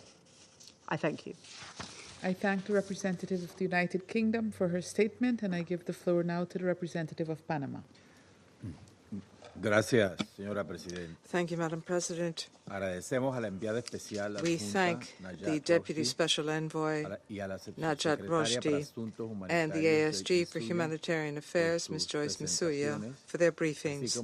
And we also thank Amneh Khoulani, Executive Director of the Adalati Center, for her valuable information. We also welcome with us in the room the delegations of the Syrian Arab Republic, the Islamic Republic of Iran, Yemen, and Turkey. Panama continues to watch closely developments in the Syrian Arab Republic, acknowledging that the country is at a critical juncture. Our country has reiterated the importance for the Syrian political process to be inclusive and Syrian-led. It must respect the ethnic, religious, and cultural diversity of the country and be guided by the spirit of Resolution 2254 with the support of the United Nations. We welcome recent steps towards a political transition, such as the recent issuance of the decree allowing for the establishment of the Supreme Committee for the People's Assembly elections.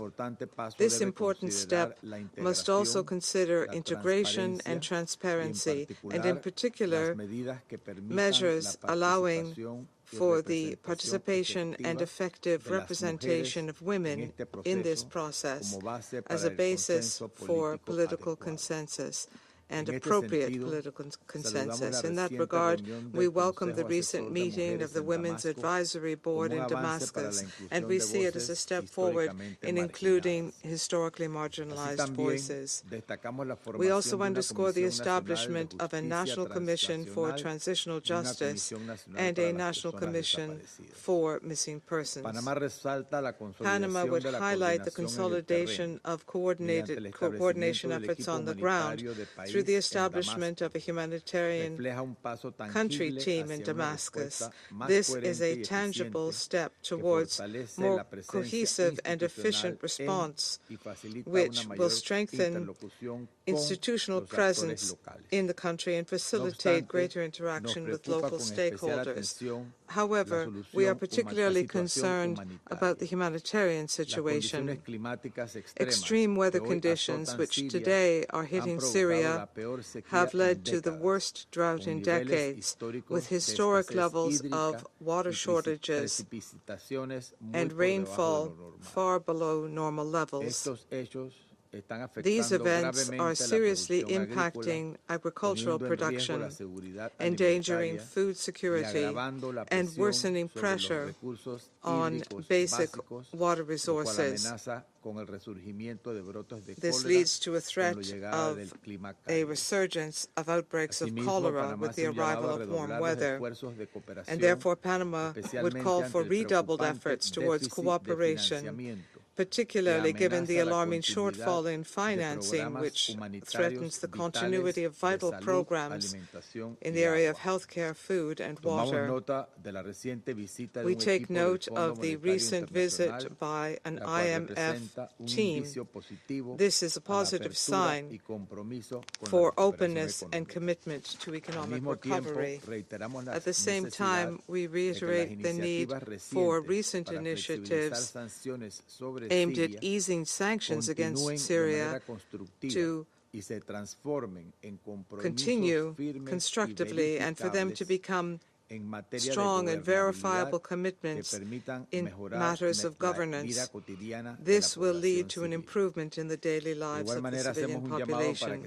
Similarly, we call for guarantees of protection for all communities, in particular those which have been victims of sectarian violence.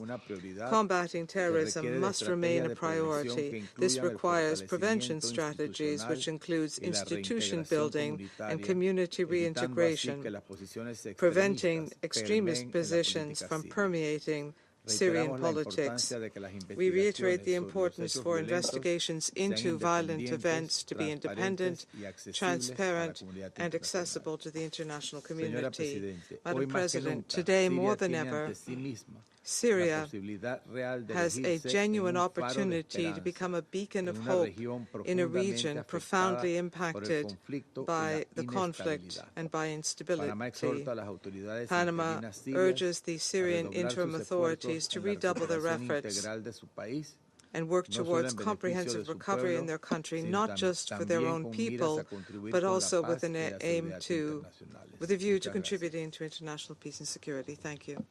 I thank the representative of Panama for his statement, and I give the floor now to the representative of France.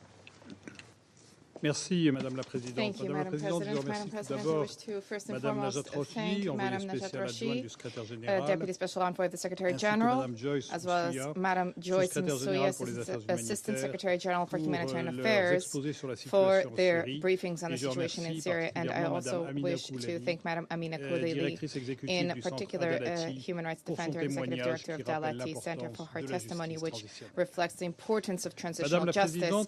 Madam President, the Middle East has entered a new phase of tensions. We have an obligation to act to prevent the situation from affecting the transition in Syria, to provide the country with an opportunity to become a hub of regional stability. To that end, the international community has a responsibility to assist Syria in three areas. Firstly, to address the humanitarian urgent situation and to support political and economic reintegration of Syria within the international community. For the reasons already mentioned, the humanitarian reasons and rebuilding basic services are priorities. The international community needs to deliver assistance to that end and to contribute financing. France has contributed to these initiatives and will continue our financial support. This effort is indispensable for the population and the country's recovery. For our part, in February 2025, the European Union has opted to end economic sanctions, which weighed upon Syria. This is how has been in effect.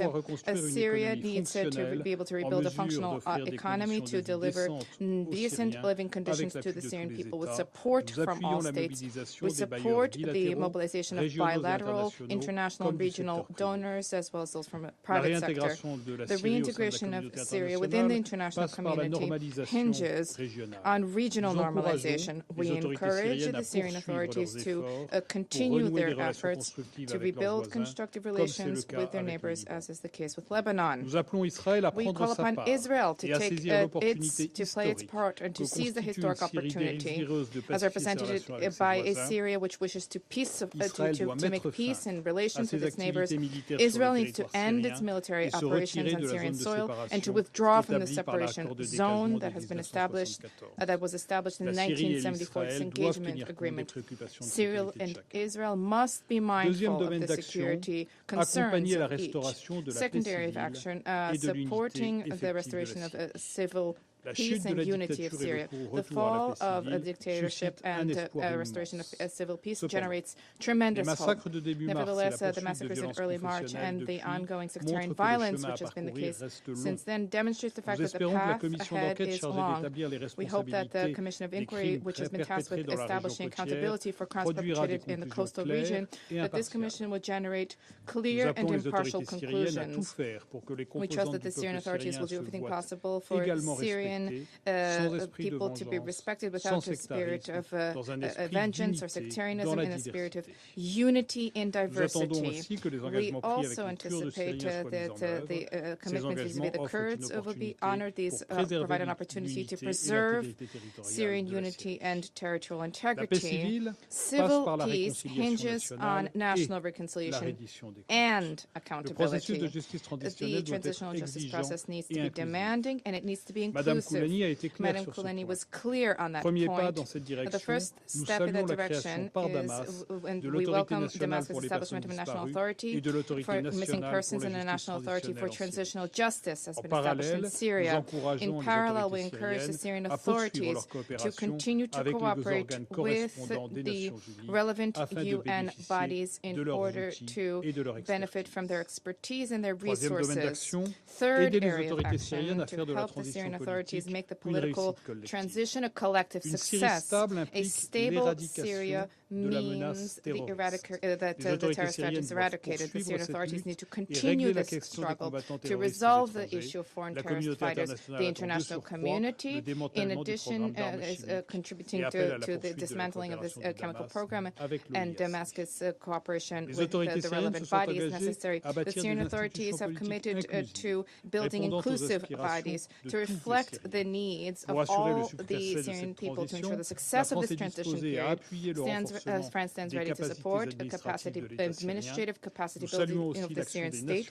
We also applaud the efforts of the United Nations, particularly those of Gary Peterson, in delivering valuable support and guiding the Syrian authorities towards the establishment of an inclusive Syria in the spirit established under the principles of the Resolution 2254. We eagerly await the outcomes of the strategic review to ensure the smooth organization of United Nations support for the new Syria. The Security Council needs to stand ready to draw the operational conclusions therefrom.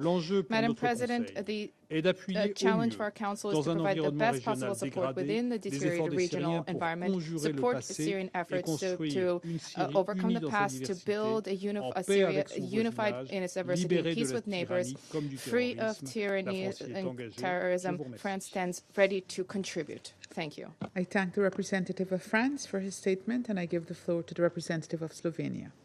Thank you, Madam President. I would like to thank Deputy Special Envoy Rochti, ASG Msuya, and Ms. Khoulani for their briefings. Madam President, in our recent interventions in this chamber, we emphasized the historic opportunity Syria has for a change. In this regard, we welcome the interim authorities' initial commitments, including stronger engagement with the international community and the UN. This, together with the last month's announcement by several states as well as the EU on the lifting of certain sanctions, present a real opportunity that should not be missed. Today, Madam President, I wish to make the following points. Firstly, since last December, the international community, regional organizations, and the UN have expressed readiness to assist and support Syrian people in rebuilding their country. Economic recovery and development will be a crucial part of these efforts. Alongside continued international support, we encourage the interim authorities to prioritize comprehensive economic reform and strengthen governance standards. Secondly, economic recovery, however, is not sufficient. It must be complemented by an inclusive and peaceful political transition in line with the principles of the Security Council Resolution 2254. A vital next step will be the prompt formation of a provisional legislative council, which should begin work on an urgent legislative reform agenda.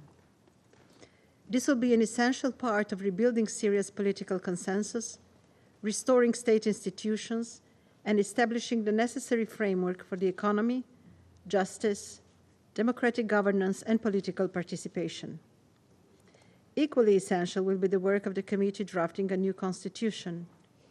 It is crucial that the future constitutional process fully reflects the rich and diverse fabric of Syrian society by including all social and political components. While we recognize that these are monumental tasks, they are necessary. To address the growing polarization, to counter hate speech, and foster mutual understanding among the different communities, media freedom is indispensable.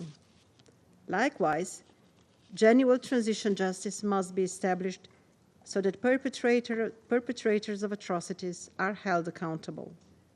The UN can offer invaluable assistance in that regard. Thirdly, we continue to call for an immediate end to violence and the protection of civilians throughout Syria. Reports of ongoing sectarian violence and renewed regrouping and attacks by Daesh are deeply alarming, as they threaten not only Syria's stability, but also that of a wider region. We reiterate our urgent appeal to the interim authorities to ensure that Syria does not become a breeding ground or safe haven for terrorism, and to others to fully respect the independence, unity, sovereignty, and territorial integrity of Syria. Lastly, the immense humanitarian needs in Syria persist, and everything possible needs to be done so that humanitarian aid reaches all Syrians in need throughout unimpeded and safe access.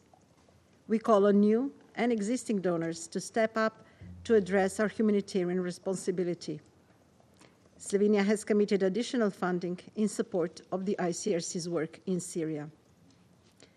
We also note that protection risks continue with unexploded remnants of war, causing physical harm, including to children, on a daily basis in some eastern governorates. These conditions continue to undermine the possibility of safe returns of Syrians to their homes. It will need to be addressed as soon as possible. Madam President, I began my statement by mentioning a historic opportunity for Syria to finally build a country that every Syrian will be able to call home, where they will be free, where their children will be able to go to school, and where bombs and death will be but a distant memory. Slovenia remains committed to that goal. I thank you. I thank the representative of Slovenia for her statement, and I give the floor to the representative of the Syrian Arab Republic. Thank you, Madam President. At the outset, I would like to thank Madam Najat Roshdi, Deputy Special Envoy of the Secretary General, Mrs. Joyce Msuya, Assistant Secretary General for Humanitarian Affairs, for their briefing. I would also like to welcome Ms. Amneh Khoulani from the civil society and thank her for her valuable briefing. Madam President, despite the turbulent and tense situation in the region and the grave challenges it poses, the Syrian government continues to work to turn the page of pain and suffering. It is moving steadily with trust to establish a new phase characterized by peace, stability, openness, and building partnerships. This is exemplified in the political mobilization, this active Syrian political mobilization with various countries over the world, in addition to the constructive diplomacy and positive, multifaceted engagement, including in the economic, commercial, and security fields at the regional and international levels. This established bonds of friendship and cooperation based on common interests and mutual respect. These efforts have been accompanied by serious and concrete steps in cooperation with the United Nations, its agencies and mechanisms, as well as with relevant international organizations, including other relevant international organizations like the Organization for the Prohibition of Chemical Weapons, as I explained in the statement I made on behalf of my government before your esteemed Council on the 5th of January. This is also the case in the field of combating terrorism and addressing drug trafficking and smuggling. This should reassure partners and resolve outstanding issues to turn that page. Madam President, in parallel with its efforts at the international level, the Syrian government continues its endeavors domestically.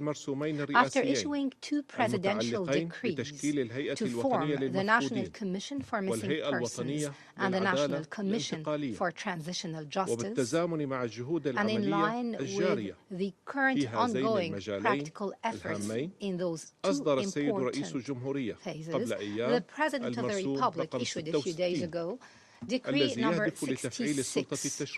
The decree aims to activate the legislative authority and complete state institutions by forming the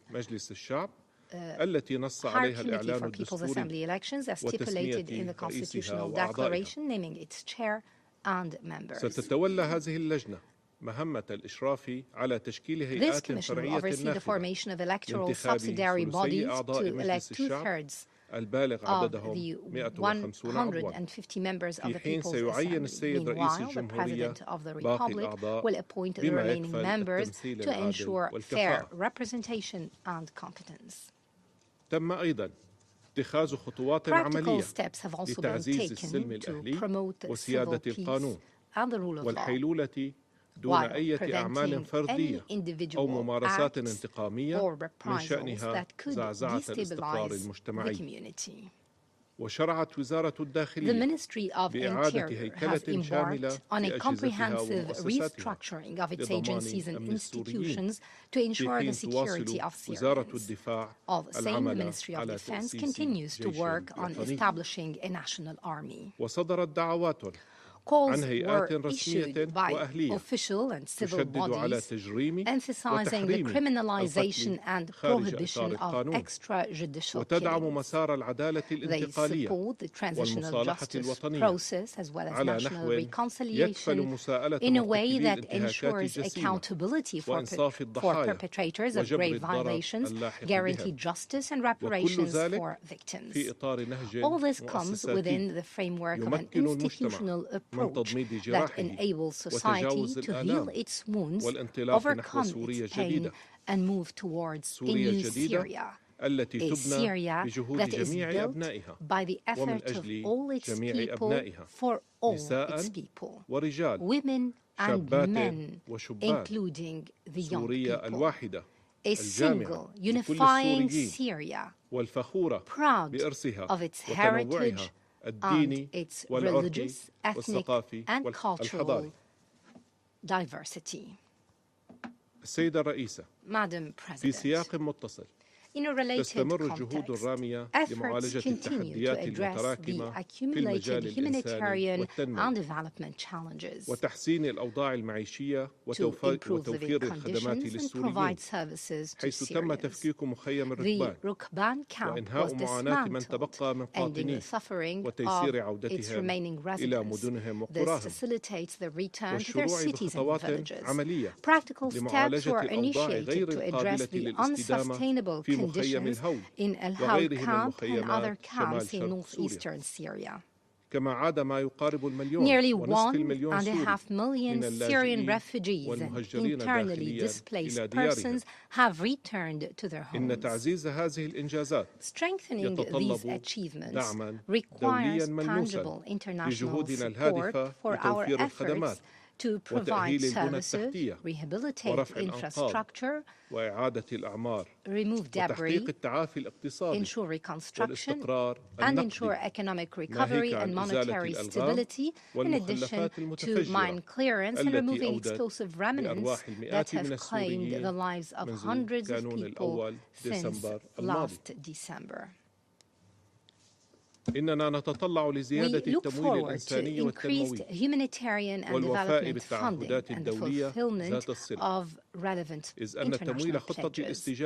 Funding the humanitarian response plan did not exceed 13% up till now, and we're already in the middle of the year. At a time when Syria is facing a significant decline in agricultural crops for this current season due to the drought and other climate factors. This affected livelihoods in many rural areas and increased rates of food insecurity. Today, Syria does not seek emergency relief aid, despite its importance. Instead, Syria looks forward to real partnerships based on common interests and a win-win equation. This would ensure a qualitative leap forward for Syrians as soon as possible, whether in water, energy, agriculture, education, health care, or other essential areas. Some of the investment deals and projects that have been signed recently show that the road to investment in Syria is now open and safe. The Syrian government is close to finalizing a new draft investment law that will be enacted soon. It is high time for Syrians to rejoice, to build a homeland, to create a future worthy of them and their sacrifices, and we must support them and support this hope for a better tomorrow. It would be remiss not to thank the Trump administration, the United Kingdom, France, the European Union member states and Japan for lifting the sanctions that Syrians have suffered from for too long. We also express our thanks and appreciation to the brotherly and friendly countries that have led high-level diplomatic efforts to achieve this aim. Foremost, Saudi Arabia, Qatar, Turkey, the UAE, and Jordan, as well as the member states in this council and beyond that have called time and again for the lifting of these sanctions. We look forward to the completion of this process and ensure the complete and final lifting of all sanctions and measures that continue to have negative impact on various aspects of our joint cooperation. Madam President, Israel's repeated attacks on Syria remain a stumbling block to our stability effort. Israel continues its destructive policies and acts of aggression by seeking to strengthen its illegal presence on Syrian territory. They are building military installations and launching numerous attacks. The last of such attacks was in the town of Beijing in rural Damascus at dawn last Thursday, which led to the death of a young man and the abduction of others. On the same day, last Thursday, your august council had a briefing from the Department of Political Affairs and Peace Building on Israeli practices and the systematic violations committed by the occupation forces against the people of the areas in which they have infiltrated. Such acts are a flagrant violation of the UN Charter, Security Council resolutions, and the 1974 disengagement agreement. My country, Syria, emphasizes the need to stop Israel's aggressive practices and to put an end to the Israeli occupation of the Syrian Khoulani and the territories into which the occupation forces have penetrated since the 8th of December of last year. Syria supports the extension of the UNDOF's mandate and emphasizes the need to empower the force to fulfill its mandate.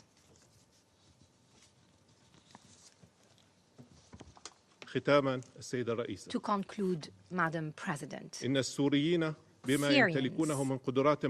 with their human capital, scientific and professional competencies, and history of civilization, are capable of rebuilding their homeland and creating the desired future. Over the past years, we have witnessed the successes and excellence of Syrians in the countries that have hosted them. Today, Syria is writing a new success story as it looks forward to the United Nations and its member states to be part of that success story in a manner consistent with preserving Syria's sovereignty, unity, and territorial integrity. We are counting on a UN role that would be effective and commensurate with the current stage, a role that supports our national effort as a partner in the path towards reconstruction and development to achieve welfare and prosperity. Thank you, Madam President. I thank the representative of the Syrian Arab Republic for his statement, and I give the floor now to the representative of the Islamic Republic of Iran. In the name of God, the compassionate, the merciful, thank you, Madam President. We appreciate Ms. Roshdi, Deputy Special Envoy, and Ms. Msuya, Assistant Secretary General, for their insightful briefing. We listened carefully to the statement delivered by Ms. Khoulani. Madam President, I wish to make the following points on the situation in Syrian Arab Republic, while also drawing the Council's attention to Israel's relentless terrorist and barbaric attack against the Islamic Republic of Iran. First, the Islamic Republic of Iran reaffirms its unwavering commitment to the sovereignty, independence, and territorial integrity of the Syrian Arab Republic. For over a decade, the Syrian people have endured immense suffering under foreign occupation, terrorism, and coercive measures.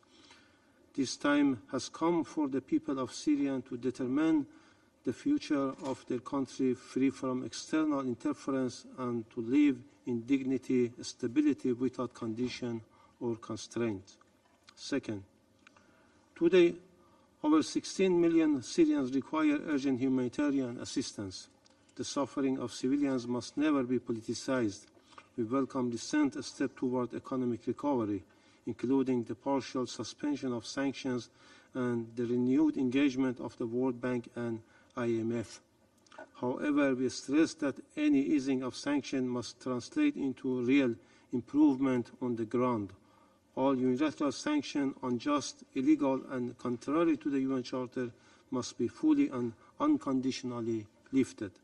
Third, practical engagement and cooperation between the UN and the interim authorities are essential to advancing an inclusive political process in line with Resolution 2254. In this regard, we welcome the visit of a special envoy to Syria in 19th May and his constructive engagement with Syrian officials. Fourth, the 10th March agreement between the interim government and the Syrian Democratic Forces presents an opportunity for reconciliation and unity. We welcome follow-up meeting, prisoner exchange, and progress on education and return from the Al-Hol camp.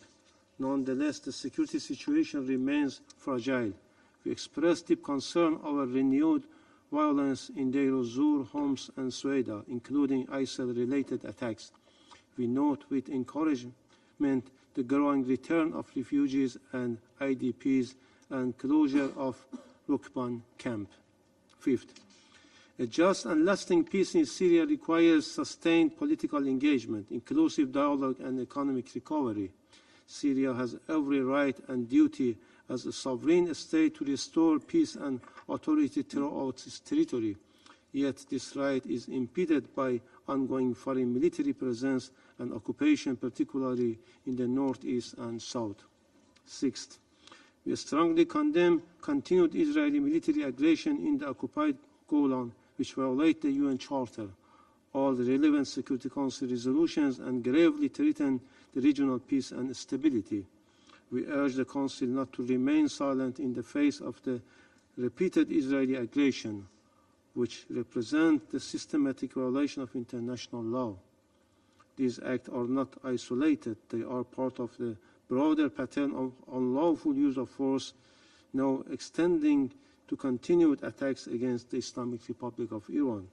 Having said that, I wish to make a few remarks regarding the ongoing barbaric attack and act of aggression by the terrorist and child-killing regime of Israel against my country. First, as we have already conveyed in this chamber and our formal communication to you, Madam President, and to the Secretary General, Israel has committed a blatant and provoked act of aggression against Iran's sovereignty and territorial integrity in grave violation of United Nations Charter and international law. These ongoing terrorist attacks deliberately targeted civilian infrastructure and peaceful nuclear facilities under the full IAEA safeguard, posing a serious risk of catastrophic consequences. Israel launched indiscriminate strikes against densely populated cities. Hospitals, homes, and essential infrastructure were destroyed. There are clear and undeniable war crimes. Second, in response, Iran exercised its inherent right to self-defense in accordance with Article 51 of the UN Charter to protect its people and vital national interests. Our response was defensive, limited, and proportionate, targeting only military and economic assets directly involved in the aggression. Iran does not seek escalation, but we will not hesitate to defend our people's sovereignty and territorial integrity. Third, let me be clear, Iran did not start this war. Israel launched this aggression, emboldened by a green light from the United States. Israeli claim of preemptive self-defense is legally unfounded and, if normalized, would seriously undermine one of the most fundamental principles of the Charter, the prohibition of the use of force. As such, the false narrative of an existential threat as invoked by Israeli and supported by some Western countries is nothing more than a cover-up to justify aggression and obscure Israeli atrocities. Once again, we are witnessing the dangerous reversal of roles where the aggressor is shielded and the victim is blamed. The same shameful pattern that the world has seen unfold in Gaza is now being repeated. This double standard is a moral and legal failure, one that will tarnish the records of those Western countries, especially the US, UK, and France, who have attempted to justify this flagrant violation. Their cynical position are undermining the credibility of this Council and very principles of UN Charter. Fourth, the only country capable of stopping Israeli crimes and aggression is the United States. If the US acts in good faith and is truly committed to diplomacy, as it claims, it can compel Israel to stop its aggression. But instead, and regrettably, we heard President Trump last night echoing with Netanyahu calling for evacuation of Tehran. Such a threat is not only irresponsible, but it is also reflects the deliberate policy of supporting targeting civilians. Fifth, let us speak frankly.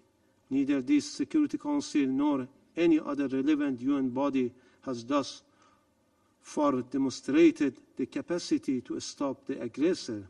The painful experiences of Israeli crimes in Gaza, Lebanon, Syria, and Yemen have shown that the Security Council has consistently failed in its most basic duty to determine the aggressor and uphold international peace and security. We once again urge this Council to fulfill this mandate, condemn Israeli unlawful use of force, and explicitly reject its claims of preemptive self-defense as contrary to the Charter and international law, and stop the rogue regime from further aggression. Finally, Iran will continue to act under international law, but unless the Security Council acts decisively or unless the international community steps in to stop the aggressor, Iran will continue to defend its sovereignty and its people with determination. This is not only our right, but also our responsibility. Our response is solely aimed at deterring further aggression and preventing the repetition of such crimes. I thank you. I thank the representative of the Islamic Republic of Iran for his statement, and I give the floor now to the representative of Yemen. يطيب لي في البداية أن ألقي هذا البيان السيد الرئيس نيابة I have the honor to deliver this statement, Madam, on behalf of the Arab group. بالشكر إلى السيدة نجاة رشدي We والسيدة thank جويس Ms. Rushdie والسيدة أمنية خولاني and Ms. على Msuya, إحاطتهم. as well as Ms. Amneh Khoulani for their briefings. Madam President, the Syrian Arab Republic is undergoing a critical transitional phase marked by many challenges at the economic, social, and security levels, and this directly impacts the stability of state institutions and the prosperity of the Syrian people. Despite the complex nature of this stage, the Syrian government continues with its tireless efforts to enhance national stability, to consolidate reconciliation, and rebuild its infrastructure, paving the way for comprehensive development, ensuring the fundamental rights of all citizens without any discrimination. In this regard, the Arab group stresses that the support of the international community for Syria's recovery and reconstruction, while respecting Syria's sovereignty and national decision-making and its independence, it is essential to create a stable and sustainable environment that meets the aspirations of the Syrian people. In this context, the Arab group reiterates its unwavering stance in support of a Syrian political process led and owned by the Syrians that reflects the aspirations of all components of the Syrian population, including women and youth, and in this way safeguarding Syria's unity, independence, and territorial integrity. The group firmly rejects all attempts aimed at undermining Syria's state unity or interfering in its internal affairs. Our group welcomes the national efforts taken by the Syrian government to strengthen social cohesion, to consolidate civil peace, and to reinforce national political unity. This is a pillar for a secure and stable future for Syria and its people. Madam President, Syria is facing considerable humanitarian challenges, and this requires an urgent and coordinated international response to support the Syrian government's efforts to rehabilitate infrastructure, to restore the national economy, and to implement early recovery programs. The group believes that meeting the basic needs of Syrian citizens and ensuring suitable conditions for the return of refugees and IDPs on a voluntary, safe and dignified basis is an absolute priority at this stage. In this regard, the Arab Group is deeply grateful to the countries that have hosted Syrian refugees over the past years and have borne extraordinary humanitarian burdens. However, the group stresses that this burden cannot be borne solely by these countries. Sufficient technical and financial support are required from the international community so that these countries can continue to fulfill this humanitarian role until the dignified and safe return of refugees to their homeland. The Arab Group also emphasizes that Syria's reconstruction requires the removal of all obstacles hindering recovery efforts. These obstacles have significantly impacted and slowed economic recovery and has disrupted development efforts. In this regard, our group calls for the full and immediate lifting of all economic sanctions imposed on Syria. This is extremely important to help Syria in its sustainable development efforts. The group also welcomes the announcement made by the President of the United States of America regarding the lifting of all economic sanctions on Syria. This is a positive step that opens new possibilities for economic and humanitarian cooperation and supports the efforts of the Syrian government aimed at recovery. We also appreciate the Kingdom of Saudi Arabia's efforts advocating for Syria's position in this matter, and we welcome the decision by the European Union to lift economic sanctions, including restrictions on vital sectors such as energy, transportation, and financial services, and also the decision to unfreeze the assets in the Syrian Central Bank and key financial institutions. These actions are crucial for reintegrating Syria into the global economy and strengthening reconstruction efforts. We also acknowledge the role played by Qatar in support of Syria's recovery, and particularly with regard to initiatives to improve electricity supplies and economic conditions. We welcome the joint efforts of Saudi Arabia and Qatar in settling Syria's outstanding debts to the World Bank, some $15 million.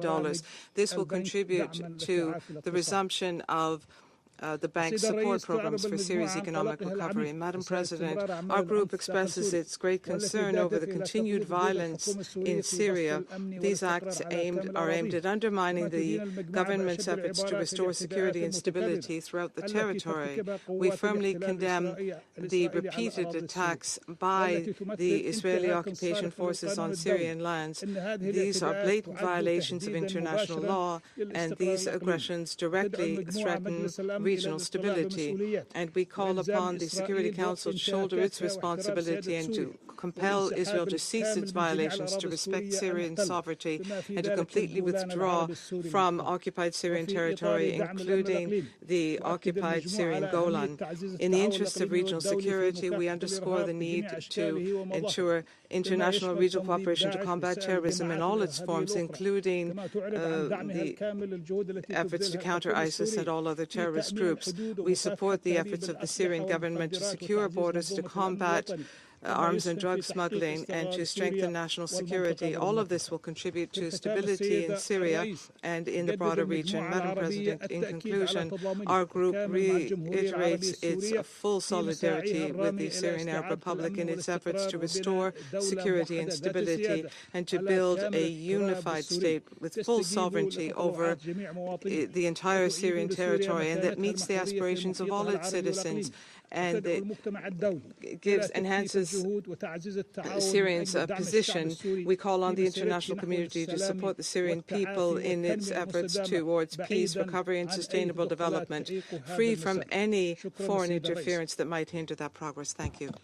I thank the representative of Yemen for his statement, and I give the floor now to the representative of Turkey. Thank you, Madam President. At the outset, I would like to extend our appreciation to Ms. Rushdie, Ms. Msuya, and Mr. Khoulani Ehlan for their comprehensive and informative briefings.